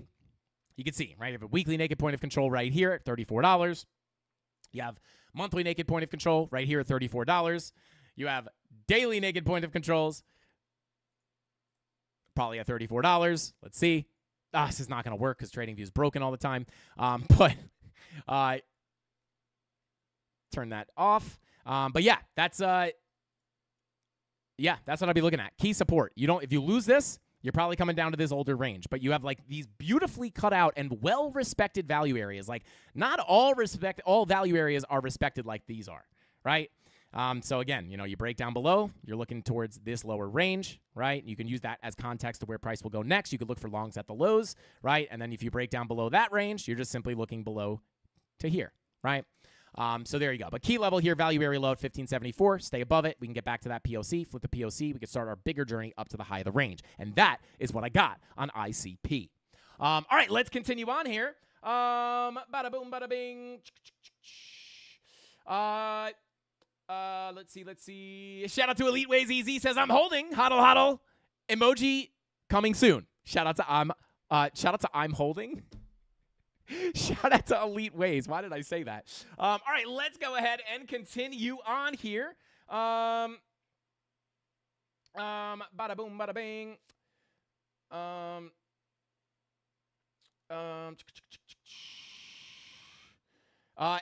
Shout out to Nizam said, sorry, sir. My girlfriend called. I missed the show, so please tell me if I'm right. Doge to $10. I know it needs BTC market cap, but for Elon, it's possible. So please tell me what you think. I mean, if Elon, well, let's figure it out.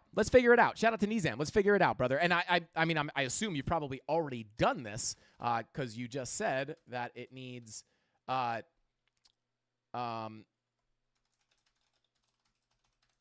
needs Bitcoin's market cap. But let's pull up the coin perspective and take a look at what it says, right? So let's go to Doge. Come on, where you at? Right there, Doge, right? And you're saying $10. So a $10 Doge would be a 53x from here. And the market cap would need to be $1.4 trillion.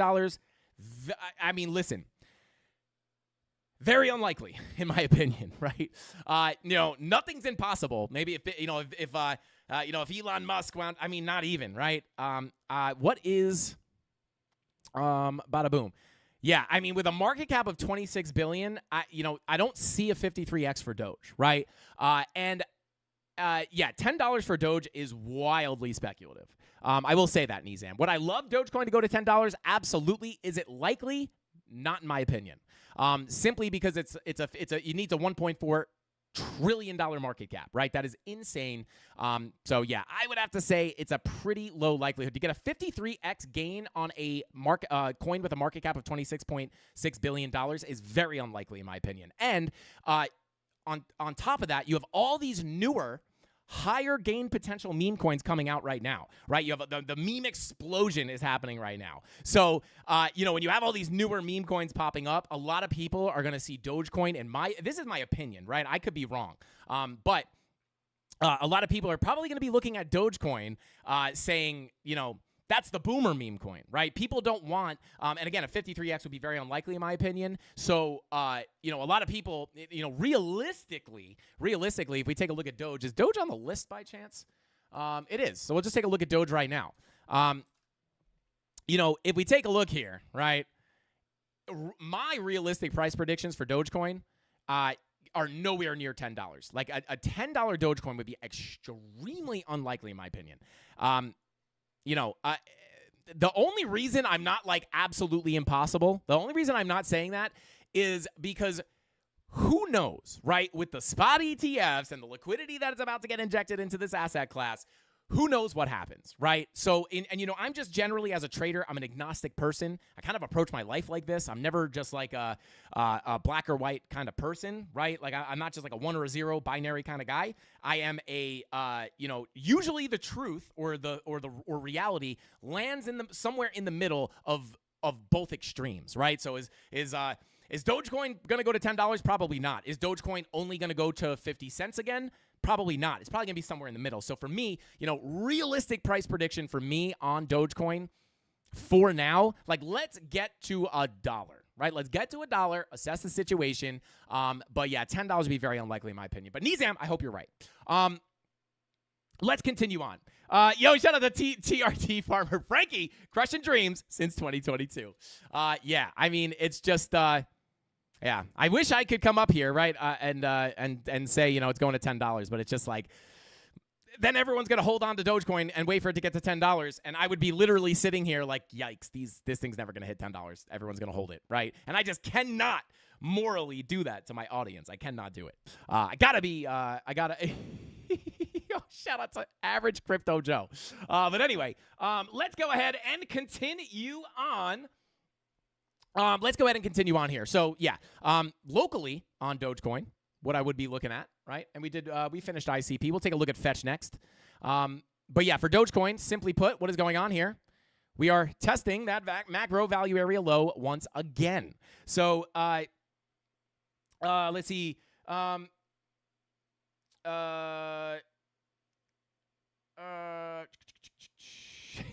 Yo, chat is wild right now. Yeah, we could shout out to Top G in the chat. We can take a look at Matic. But yeah, looking here, guys, I will be honest with you, right? We're testing that value area low. This is key support, right? Let me go ahead and let me change. Let me just get rid of this purple box. But yeah, we are at key support, which is that value area low, which is currently holding. But your VWAP on your 90-minute, 1 hour green dot printing, interesting. 2 hour red dot potentially looking to print. 4 hour green dot printing. Yeah, I mean, money flow is coming out here, right? So we can't ignore that. But I can delete some of this stuff. But yeah, I mean, you're probably going to bing bong around here just a little bit. But in my own personal opinion, let's take a look at the daily. Yeah, hold above that value area low is a good sign. If you lose the value area low, give you some key levels. I would probably, this is probably a POC if I had to guess. And there it is, right? So I would probably be looking at something like this. Turn that to longs, and then let me just, for fun,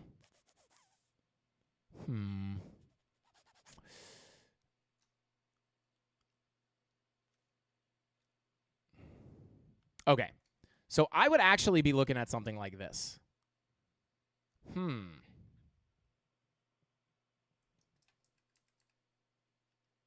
Yeah, I would say this. Full golden pocket retracement is sitting right here between about 16 and 15, or about 16,391 and 15,928. So that is going to be kind of the next major level that you could potentially put a higher low in on. And these are the two levels, right? 786 golden pocket is going to be what I'm looking at. I really, really wish that, we had better confluence here on the value area and the golden pocket, right? I wish that POC was on the golden pocket. It's not, unfortunately, but that just makes the value area low a little bit of a saucier level in my opinion. But if we do break down here, key levels to look at, POC at 17,257, golden pocket, again, sitting at 15, or sitting at about 16 cents. And then this is kind of the better level in my opinion. If you do get a bigger pullback to look for a long and a higher low would be that golden value area low 786 retracement. And then, again, as long as you're within this range, we could be on our way to that POC at 26 cents, flip above that POC at 26 cents, and we could look for a move up to 42 cents, right? And then your macro golden pocket and 786 are sitting just above that range. So in the long term, right, I would expect eventually to get to that POC and that value area high, and eventually the macro golden pocket 786. But locally, we may wind up, if we lose the range, seeing something like that, or maybe even something like that. And then once you start losing this, that's where things get a little bit more bearish, and we may be coming back down to this level down here where we have a daily naked point of control / previous value area high confluence. So these are kind of the key levels I would be looking at on Dogecoin and what I would expect. Money flow and market cipher B looking very, very similar to a lot of other stuff, right? And you do have the daily bearish divergence, right? So this could potentially be signifying a little bit of a pullback. So keep that in mind. All right, let's go ahead and continue on. Bada boom, bada bing. Let's see. Okay, let's continue on. Bada boom, bada bing. Shout out to I can't see the full name. I'm gonna call you Ultra. Says your charts are worthless. Your charts are worthless. Shout out to you, brother. I don't even really know what that means, but yeah, sure. I mean, I guess they are worthless. I probably couldn't get much. I mean, I can make a lot from the chart, but I can't probably sell the chart for much. Maybe I could, actually. Might be able to. Shout out to you, bro. Shout out to Ultra. But anyway, let's continue on here. And continue on. Let's see. 100x, $10. Shout out to Tyler Durden. Let's see. The Dogecoin millionaires are the next in this season. Shout out to Z Energy. Yeah, I mean, here's the thing, right? Where we were looking for the breakout on Dogecoin right back here. Actually, shout out to Ultra. I don't know what your charts are worthless was actually referring to, but if you were referring to TA not working, maybe this will help you out. And you could go back and check the videos if you don't believe us. But we were looking for a breakout here at the value area high of the bear market range, calling for a move up to the value area high of about 89% for very specific reasons on the charts, right? Money flow crossover into the green on the daily. as we were approaching a key level of resistance, flip it to support. We look for the breakout to the next level. Why we were expecting this big move to the upside? Simply put, we had a big old volume gap on our profile, right? Letting us know that we could probably get a quick move through all these gaps in volume, right? And what happened? We got the perfect breakout almost the next day, going right up to that level, all based off the charts. And you can make quite a pretty penny if you could see these things coming ahead of time. Technically, now depending on how much you would make here, you could say that the chart is worth that amount of money. But anyway, yeah, I mean, if you did wind up buying down here, or even if you bought down here, you know, there is still plenty of gains to be had, even if Dogecoin goes to $1. That's still almost a 5x on your money, which is, in the grand scheme of investments, not a common thing. I know in crypto, a 4x, a 5x, a 10x is not that unlikely, but Dogecoin, like there's still going to be millionaires made. You don't need necessarily a 53x. You don't need Dogecoin to go to $10 in order for it to, in order to become a millionaire, right? There's still plenty of game. You know, I am bullish on Dogecoin. I want to be very clear about that, right? Especially because now that Elon Musk owns Twitter, it's very interesting, right? So you never know. But yeah, plenty of gain to have on Dogecoin. I just think $10 is a bit of a reach as far as a target. Let's see. Shout out to Nizam says, I think you hold a big bag of Casper. So what is the real target you think? Shout out to Nizam.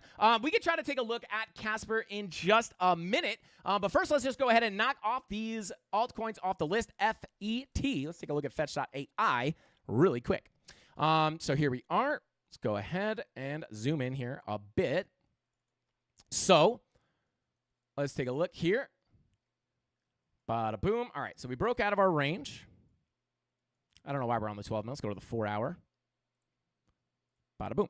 Okay, so these are all old. We haven't looked at this in a while, unless we have a new chart. Ah, there we go. Okay, so yeah, I'm just going to start a new chart here, only because, yeah, I'm just going to pull this volume profile right here. Bada boom. So, okay, here we are, right? At the POC of our range. Simply put, came above that range. Let's go to the higher time frames. Not quite that high. I guess we'll stick on the 4 hour, right? So you did have a slight bearish divergence here as you deviated above that volume profile, which would make you do what? It would make, I mean, just because you're deviating would be, this is the area where you're looking for a potential short entry. This 4 hour bearish divergence with your higher highs on price, lower highs on your momentum waves was signaling. It's not the strongest divergence, to be quite honest with you. But this could potentially signal a little bit of a pullback, right? And that's what you would look for. A move down to the value area high, acceptance back into the range. Once you get accepted back into that range, what are you looking at? You're looking for a potential move to the POC. Lose that POC, you're looking to go down to the value area low. So there you go. That's kind of what would be the next step, in my opinion, right? If we lose that POC, which, to be quite honest with you, I mean, 8 hour money flow crossing into the red. We've already gotten a fake out into the green, which is interesting. VWAP coming up on your 8 hours. So, you know, is a bounce likely in the shorter term? Maybe, right? 8 hour green dot looking to print. 4 hour green dot already confirmed. 6 hour printing a green dot. So, you know, not impossible. You have your 90-minute money flow kind of trying to creep back up to the green. 30-minute money flow coming up. So this is what I would look for, right? It's not impossible to get a bounce off this POC, to be quite honest with you, right? 786 confluence here on the most recent impulse, right? POC 786, right? You've already lost your golden pocket, so not, you know, not that unlikely that you were going to get a bounce there. You did get it. And if you are going to see a sustained bounce, what I would look for to start the move to the upside would be the green dot on the 8 hour, looking to print soon. And if you get that green dot to print at the same time that you have this 30-minute money flow crossing into the green, you could also look at the 24-minute as well. See this money flow cross over into the green on that lower time frame with the 8 hour green dot printing. I think that is likely where you will see the move start if you're going to get it, right? Now, I wouldn't, based off, now again, this is money flow on the 24-minute. Now, this would give us a bullish bias on the lower time frames. This would be, in my opinion, something that I would look at for a potential scalp long. But this is not one of those situations where I would be expecting to take this trade, ride it up, and then look for a breakout of the range, at least as of right now. And the reason for that is because of the money flow on the higher time frames, right? That money flow is coming out. Likely, we are to start a trend to the downside in the more macro, right? So because of that, I would look for a potential bounce based off that 8-hour green dot with the 30-minute money flow crossover. But I do think it's probably going to be a bit more likely that that move to the upside is going to be a little bit more lackluster in preparation for a lower high and a move back down, right? So if you are going to get a little bit of a bounce here, if you are able to get back up into this value area high 786, that might be where the lower high comes in before you go to your value area low. If you don't, I mean, maybe the bounce doesn't even get up there, right? Maybe you reject a more local level.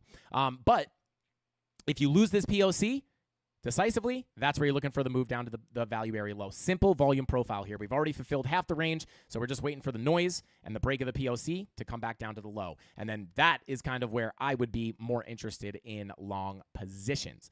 Not until we came back down to the value area low. Unless I was looking for a scalp here. But there you go. That's what I'd be looking at on Fetch.ai. In the longer term, I mean, you have the daily bear div. Let's check the weekly. Yeah, nothing really to take away from these much higher time frames, to be quite honest with you. I mean, 3-day fresh red dot printing, it's kind of mixed. I mean, the indicators are chopped up a bit here. I'm not going to lie. So there you go. That's what I'd be looking at. Those are the key levels on Fetch.ai. All right, let's see. Bada boom. Oh, shout out to Ultra. Said BTC will go up when GBTC stops selling. End of story. Yeah. I mean, yeah. Shout out to Ultra. Sure. Let's see. Bada boom. Bada bing. Yo, shout out to Crypto Billy. Said Frankie busting down the alts tonight. Fire. Shout out to Crypto Billy. Let's see. Hey, Ultra. Shout out to Ultra. I'm not going to do it. But anyway, let's continue on. I was going to talk about, it's like I feel like everyone else in here understands the show me the charts to tell you the news. For sure, the charts are not what moves the price, right? We talk about this all the time. And Ultra, I'm just trying to get you over the fence so you can have another tool on your side to make money.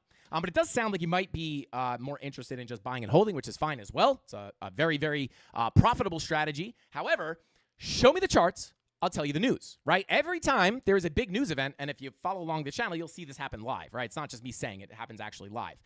But anytime there's a big news event, this is for anyone who doesn't know this, oftentimes the signals are on the charts, right? We talk about this on Bitcoin. We have talked about this on Bitcoin many times, right? Almost every significant top on Bitcoin was followed by a bullish narrative, right?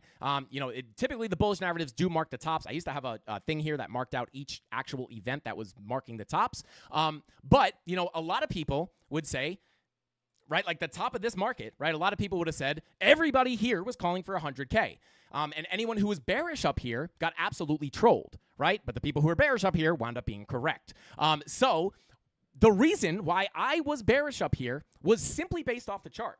Right now, I don't even remember what the thing was that wound up dumping us to the floor initially right here. But whatever the news catalyst was, is whatever it is, right? I don't even pay attention to the news that much because the signals are on the charts at first, right? So right here, shout out to Ultra. This is for you. I hope you're paying attention. But if you take a look here, right, you have higher highs on your price action, right, on the daily time frame. And actually, this was happening on the weekly as well, which was an even stronger bearish signal. But I mean, it was even more macro, right? You have a higher high on your price action, right? Price is coming up as momentum and money is leaving the asset. And you can see that by the money flow coming out here. And this is a teachable moment for the Mafia for anyone who doesn't know this, right?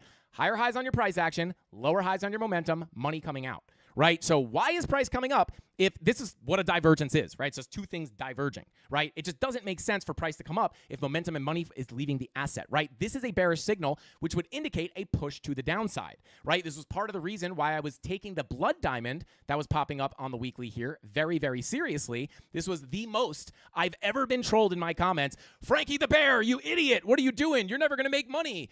We're in the middle of a bull market. Super cycle. We're going to 100K. And then that blood diamond prints, and we got the absolute meltdown, right? And this was all off of technical stuff. This is not me paying attention to the news. I'm sure there was news catalysts up here that moved the price, but it doesn't matter to me, right? Because I'm just reacting off the charts. And oftentimes, the signals will pop up on the charts even when that news event happens. So I trade the charts, and it's funny because I'm a technical trader, right? Like very technical. Anytime there's a signal on the chart, or I've been in a trade where I'm like, say I'm in a short, this happens all the time, right, or a long, and they'll be like, oh my God, you see Bitcoin's pumping? Did you see this happen? They just did this. They just did that. This news just came out. And I'm like, oh, really? I was like, I'm in a long. That works for me, but I was not longing based off that news. But shout out to Ultra. Just trying to help you out because you could use these charts to your advantage and take a lot of the noise out of the market.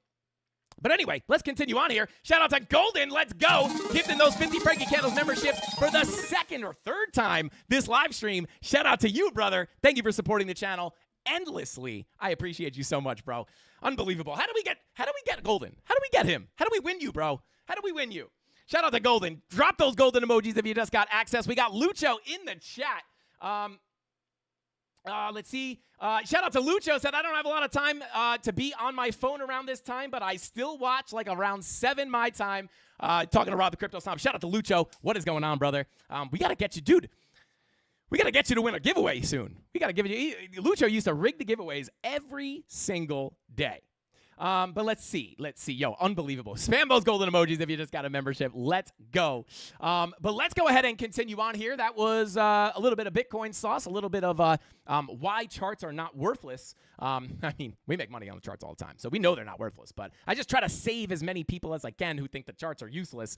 And it's like, yo, we're cashing out over here every single day. Obviously, we lose money too sometimes, but, if you figure it out, could be the most rewarding thing you ever do. But anyway, let's continue on here. And take a look at Litecoin. Let's take a look at Litecoin. Here we go. LTC.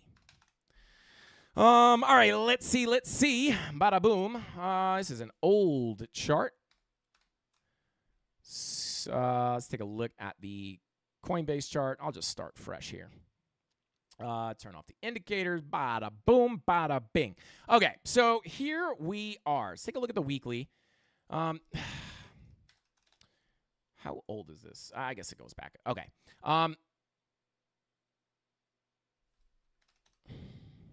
Do we not have a running chart for Litecoin? I mean, we very rarely look at Litecoin, to be honest with you.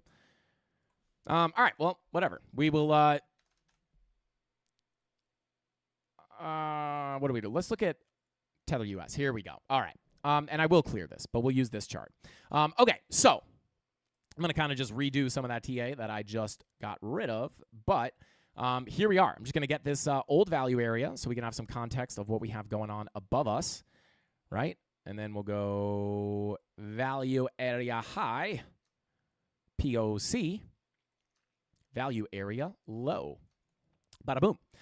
So simply put, right, like, what is this? This is the 2021 high, right? We break down the double top, break down into the bear market range, which is not as clean as the other bear market ranges that we had. It's kind of close to that value area, the previous value area. However, next key levels to the upside, simply put, let me see if we have, let me pull up some of these naked points of control real quick. So this is definitely not something you want to ignore. Bada boom. 2 weekly naked points of control. That's going to be a strong level there, in my opinion. Bada boom. Okay. Take a look at the monthly real quick. Okay. I'll just mark that out as well. Label it monthly. And then we'll take a look at the daily and get some of the local levels. All right. Bada boom. Make that a daily. And we'll make this one a daily as well. Bada bing. Okay. So let's take a look here. Let's turn that off. Okay, let me zoom in a bit. And then okay. So, for the most part, in the macro, guys, simply put, right, like you're bing-bonging around here, looking for a move into this range at some point, right? Once we get up to that value area low, simply put, looking for resistance. And to be honest, this is a little bit of a fishy situation. And in this specific situation, I would kind of look at this as a big zone of resistance, right? Because once you get above that value area low, sure, that could open up the door to make your moves to your POC, which is sitting up here at about 181. But once we get up there, right, Sure, flipping that to support would be a good sign, but you have this weekly and these 2 weekly naked points of control just above you. So that's probably going to give you some turbulence. So I would expect, just as you would normally, even if you didn't have the weekly MPOCs, you'd expect resistance, resistance, resistance. But once you get above these levels, and I would argue above this weekly naked sitting at about 136, this is where you're going to look for a move up to the POC and potentially a move up to that value area high. And to be quite honest with you, pull that weekly up again. As far as naked points of control, once you get above these weeklies here at $137, there's not many NPOCs or really any between that MPOC on the weekly MPOC and that POC of the range. Let me see. Let's take a look at the daily as well. I'm not going to be able to get the dailies, unfortunately. But yeah, let me pull up the actual VPVR real quick. Bada boom. Yeah, I mean, to be quite honest, sure, you have this level right here at about 150. That's going to be probably a psychological level. But, once you get above these, there's not much in the way of you in that POC. And then once you get above that POC, I would look for a move to that value area high. Pretty simple stuff, right? I wouldn't say simple, but straightforward, I should say. Not simple. But is that the same thing? I don't know. But anyway. And then locally, I would be looking at, let me come up to a little bit of a higher time frame. Let's go to the 8-hour. I would be looking at something like this. Yeah. So, key levels of support. Right hither. Bada boom. This would be the first major level of support, in my own personal opinion. Pull from the low to the high. Nice golden pocket confluence. That's a saucy level. This weekly 786, also nice confluence. Now, I'm not someone who necessarily likes to long in no man's land here. I'd much rather come down to the low of the range, which you probably do have confluence with this 786, I would guess. Yeah. So I don't know if I'd be looking to long that weekly. The only reason I'd be somewhat interested in that level is because that weekly naked point of control. But to be honest, I would probably be looking more, saucy level, somewhat of a saucy level.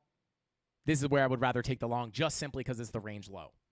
And then you also do have some nice support down below as well, right? You pull this local range, your value area high sits right here. So yeah, I know there's a lot of levels here, guys, but these are all important in my own personal opinion. So, bada boom, bada bing, bada boom. There we go. So, and then let me just mark out this value area as well, just so we know what we're looking at. Boom. So there you go. And I guess I can mark these out as well. Bada boom, bada bing. And I did see a super chat come in there. I will get to you. Don't worry. I did not forget. So, yeah. So, if we come back down into this range, guys, these are the key levels I'd be looking at. Feel free to screenshot those if you want. This level in particular is pretty saucy, in my opinion. If not, weekly or value area low, we break down below that. You also have the support down on this lower range. And then, but for the most part, to be quite honest with you, for Litecoin, something like this, looking to hold long term, I'd be looking at the macro TA here. I'm not looking to scalp Litecoin, to be quite honest with you. But anyway, shout out to Good Eggs NFT. Shout out to you, brother. Said, Goat Frankie. Bah! Bah! Frankie, that's not a goat sound. That is. Bah! Right? Doesn't that sound? That sounds pretty good. Bah! Bah! I don't know, guys. Anyway, shout out to Good Eggs. He said, what is your BTC TP on the great question, bro. Great question. TP on the golden on the long on Bitcoin. Let me go ahead and pull that up real quick for you. Not that one. Shout out to the fire long positions in the premium Discord. We got Ultra saying that that you can't make money. Charts are useless. I mean, I don't know, man. It does look like you can make some money. Anyway, I'm just kidding, guys. But anyway, now every time I say I'm just kidding, I feel like I sound like Sketch. Does anyone know who Sketch is? Or am I the only person who's on TikTok at 31?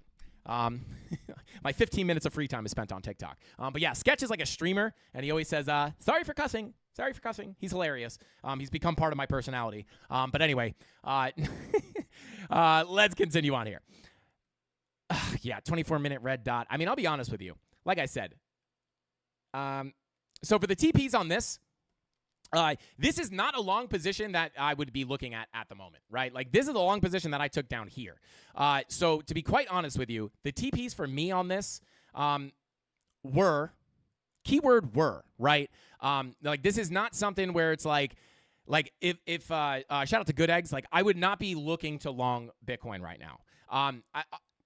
I say that as I'm in a long, but my long, I longed it earlier today down here. So for me, at the time, right, the actual before the move up, right, my TPs were this value area low, which was about a 1% move, right? 1.3. I didn't get in on the bottom of the wick, but yeah, it was about a 1% move for me. So that was TP1. Right? And then obviously this profile develops over time. And then TP2 would have been the POC. And then for me, if this does continue up, another TP I would be looking at is the value area high. So kind of just looking in the context of this local profile. Wait, hang on. This is pulled from the wrong spot.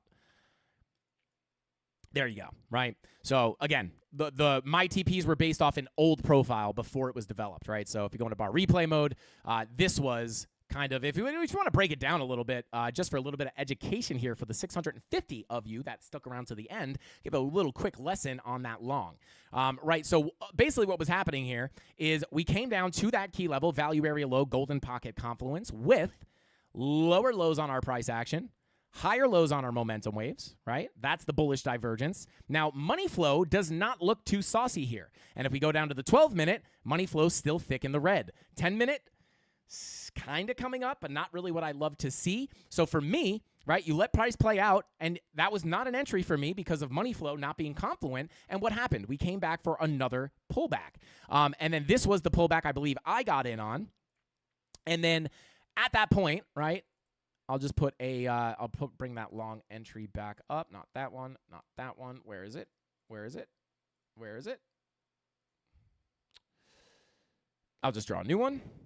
Right? So at that point, right, let's just say you got in here, stop below the low, TP1 for about 1%. Again, I did not get in, I don't know the exact entry. It was not the bottom of the wick here, but about 1% to the value area low. That was TP1. And then naturally, TP2 and TP3 are the value area high of the range. But obviously, as price action develops, this volume profile is going to move, right? These levels move over time as they are based off of, I got in on this dip right here, which is basically the same thing. It was basically a double bottom, right? So just move that over. So I entered later, but at the same price, a similar price, I should say. So yeah, there you go. But yeah, that's basically what I'd be looking at, right? So, we already got above that right now.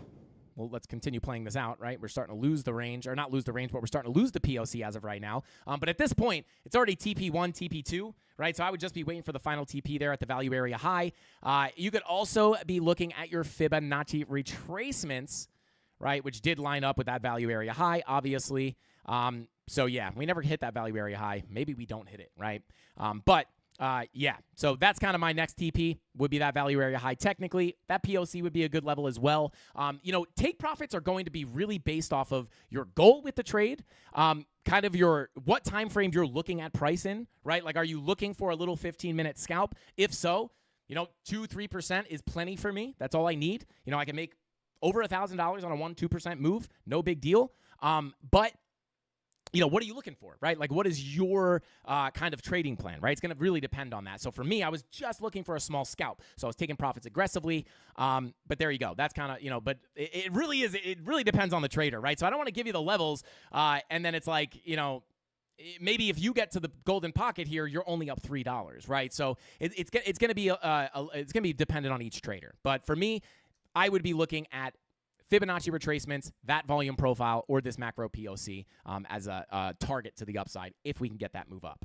All right, let's go ahead and continue on here, guys. All right, let's go ahead and jump into those super chats. So real quick, for anybody who I missed, shout out to Anna Maria. Thank you for the super chat. Said, can you look at SEI? We did. Thank God. Rob saw that super chat because I missed it. So shout out to Anna Maria. Hopefully you enjoyed that, TA. Shout out to Tony D. Dan D said, yo, Frankie, your trading view indicator made me money today. Shout out to you, brother. Bing bong. Shout out to you. Golden said, this is great, TA. from Frankie. Smashing the like button for free is free to do and helps the channel. Can we get a like spike, Mafia? 3, 2, 1. And wow, we're at 600 likes. Shout out to Golden. That must have worked, bro. And then he said, if you got gifted memberships, smash that like button. Shout out to Golden, bro. Thank you so much for gifting these memberships and the super chats, bro. You are, I don't know what to do with you, bro. I feel like I owe you my life. But anyway, shout out to Golden. And then Genesis, shout out to you, brother, said, Sol already seen, or could you take a look?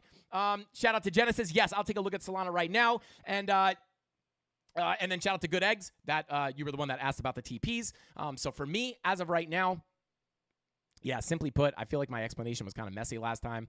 I'd be looking, yeah, POC 786, about 67K would be kind of a next target. But again, not super. Remember what we talked about in the beginning of the stream, right? Like, I don't think it's impossible to come back down to this level here.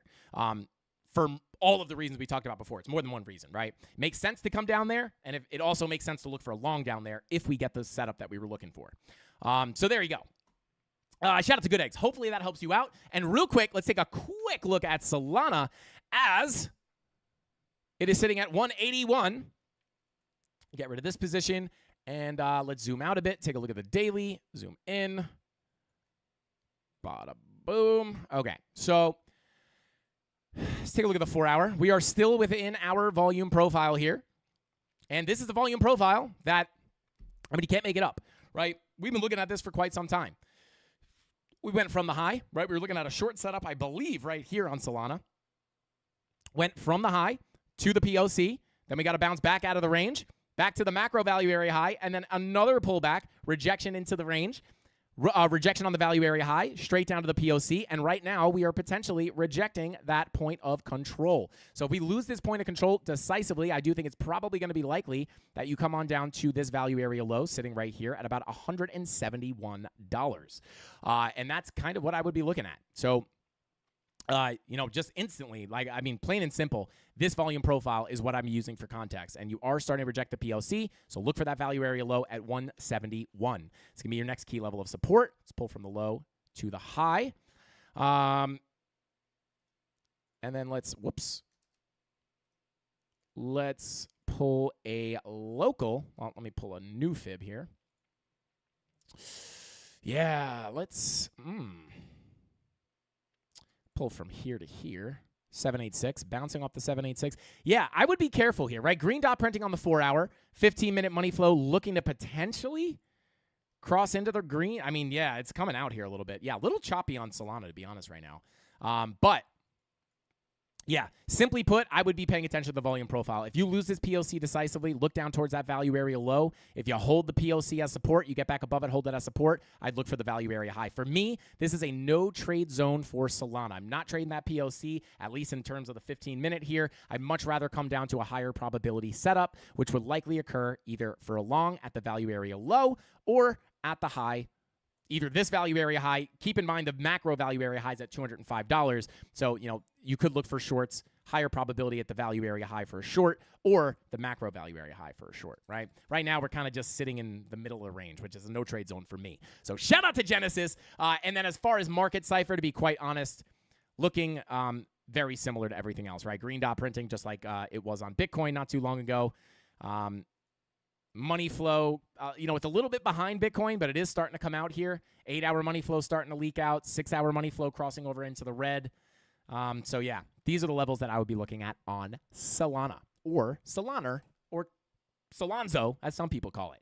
So with all that being said, guys, I think that's all the time I got for tonight's live stream. I appreciate every single one of you guys for tuning in and hanging out till the end. Don't forget to smash that like button on your way out. We got 606 likes, and if we can all hit the like button in 3 seconds, 3, 2, 1. Last minute, smash that like button. 607 viewers, and we now have 607 likes. So maybe there's not anyone left to hit the like button. But if you're out there and you haven't hit it, smash that like button, guys. And with all that being said, shout out to Genesis. Thank you for that super chat, bro. Hopefully that helps you out on Solana. Those are the key levels I'm looking at. Shout out to Frankie's understudy. I see you. Yeah, with all that being said, that is all we got for tonight's live stream. If I didn't get to your altcoin tonight, we will get to it tomorrow. We try to add any altcoins that we don't look at on one show. We try to move to the next show, and you can always just spam it tomorrow as well. So with all that being said, I'll see you guys tomorrow, same place, same time, right here, 5:45 p.m. Eastern Standard Time, right here on the Frank Candles YouTube channel. That's all I got. Frankie Candles out. Bing bong.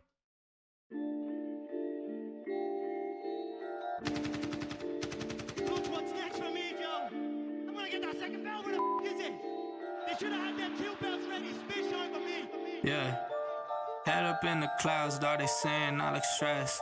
I've been feeling down, pray to God that I'm up next. Remember when she blew me off, that's why I can't text. Now she call me petty, but I swear I can't forget. This ain't a test. Now they saying that I ball like Jerry West. Coming back for what is mine, can't take no less. I said go and take a shot, so I need your best. And stop the threats, so nobody's into me. I don't got time, I'm not giving the energy. Too many people around me, I'm finicky. I do not mess with you, dog, you're not kidding me. You don't got way too close. I've been up at the top now, so they all wait for the landslide. I seen too many people that switched up, whose man's high. Through it all, I stay the same, I swear to God, I can't lie. Been down so damn low that I came up for my life. They talk way too much on the internet, it's not real life. I swear my fam waiting, I can't lose, and I'm still right. Still right, I swear that I'm working them up till like midnight. It's real life, I got a time and I'm coming to get mine. In time, I cannot lose and I'm coming right inside. I'm in mine, yeah.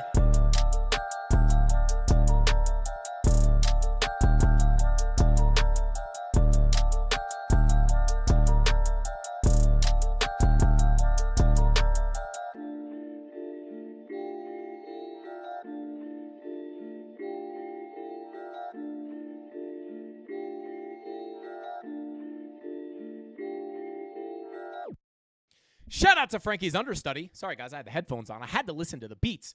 But anyway, shout out to Frankie's understudy. If you're still here, brother, let's take a look at Ren real quick. So looking at Ren here, let's take a look at the weekly. They said, he said, bounce on Ren, question mark. And I say, let's take a look at it, right? Now, obviously, we have the bear market range here, right? Which we have rejected from the value area high. So shout out to Frankie's understudy. I will say this, right? Just naturally, the idea here would be that as we reject off of this value area high, I will be looking for a potential move potentially down to the POC. Doesn't necessarily mean we're guaranteed to get there. However, this would be technically the next level within the volume profile that we would be looking at. Now, if we pull up the naked points of control and we pull up the daily, you can see that we actually do have some levels before we get down to that POC. But you can see there's a lot of daily naked points of control around that point, around this POC. So this could be potentially a big level to watch, right? So we'll go ahead and pull that. Make it a green dot, bada boom. And then we will also, I would like to mark this out as a daily naked point of control. So if you're looking for a bounce on Ren, I will say this. There is a daily red dot printing, which is a little bit more bearish in the medium term, right? But if we pull our volume profile here, I will say, if we're going to deviate, and let me hide this indicator real quick. Hopefully Frankie's understudy is still here. I hope so. Shout out to Frankie's understudy. If you're not, somebody ping him in the Discord. Get him back here. But anyway, we are approaching that 786. Could be an area to look for a bounce. This daily naked point of control would be a decent area to look as well, in my own personal opinion. So there you go. And that is basically what I'd be looking at. Next support level would be right here. Once you start decisively losing that level, I would be looking down towards that point of control, which we now know has a bunch of daily naked points of control sitting between 0.06415 and 0.06035.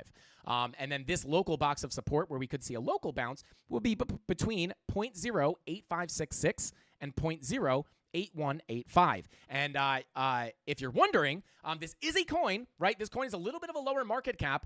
And, when things get kicking back here, again, if we're not going to see like an absolute dump down to zero and the Bitcoin bull market is over and this cycle wound up being like a complete and total fake out, I will say, nothing promises that we are going to see all these altcoins go back to their all-time high. But I will just say a conservative target to revisit the value area low.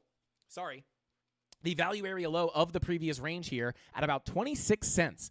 That does give us, right, because of the, right, if you look here, That is already a 200% gain to the value area low. And then a move to the value area high. If we see this do the same thing that we saw a lot of the other altcoins do. Now, again, just because just because Solana did this, just because Dogecoin did this, just because Sheeb did this, right, does not mean that Ren is guaranteed to do this, right?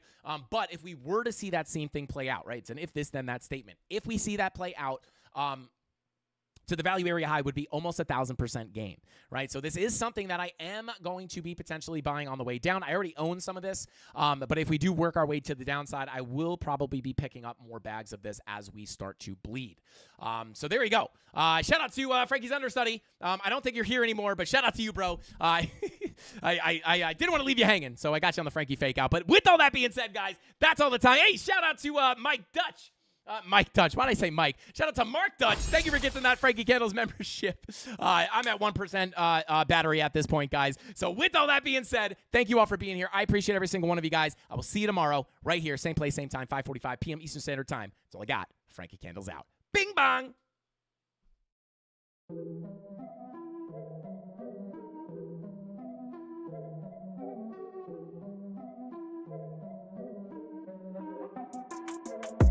Here we go, at the top of the class on a roll, and it's time to run it up, yeah you know. Maxed out, put the pedal to the floor, ayy, on the roll, here we go. Yeah, we winning by a landslide. Never see me coming, I'm a landmine. Yeah, I ain't taking orders in command, like, yeah, you about to see me on demand, like, you know on demand. If you ain't know, you about to understand. Yeah, I got the team by my side, right hand. Yeah, take it to a string, you ain't seen it like that. Yeah, and it's the dream, and we coming for the bag. Yeah, and we ain't never going back now. Future expedited, now we on the fast track now. They won't lend a hand, now they see us on the map now. It's time to act out. Here we go, at the top of the class on a roll, and it's time to run it up, yeah you know. Maxed out, put the pedal to the floor, hey, on the roll, here we go, yeah, at the top of the class on a roll, hey, and it's time to run it up, yeah, you know, yeah, maxed out, put the pedal to the floor, yeah, on the roll, here we go, here we go.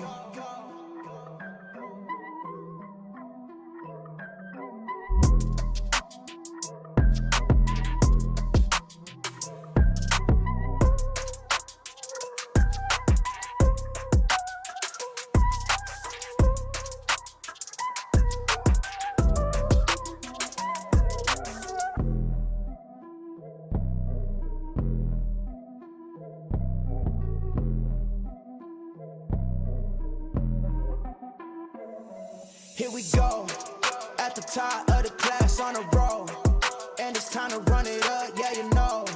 Maxed out, put the pedal to the floor, hey, on the roll, here we go, yeah, at the top of the class on a roll, hey, and it's time to run it up, yeah you know, yeah, maxed out, put the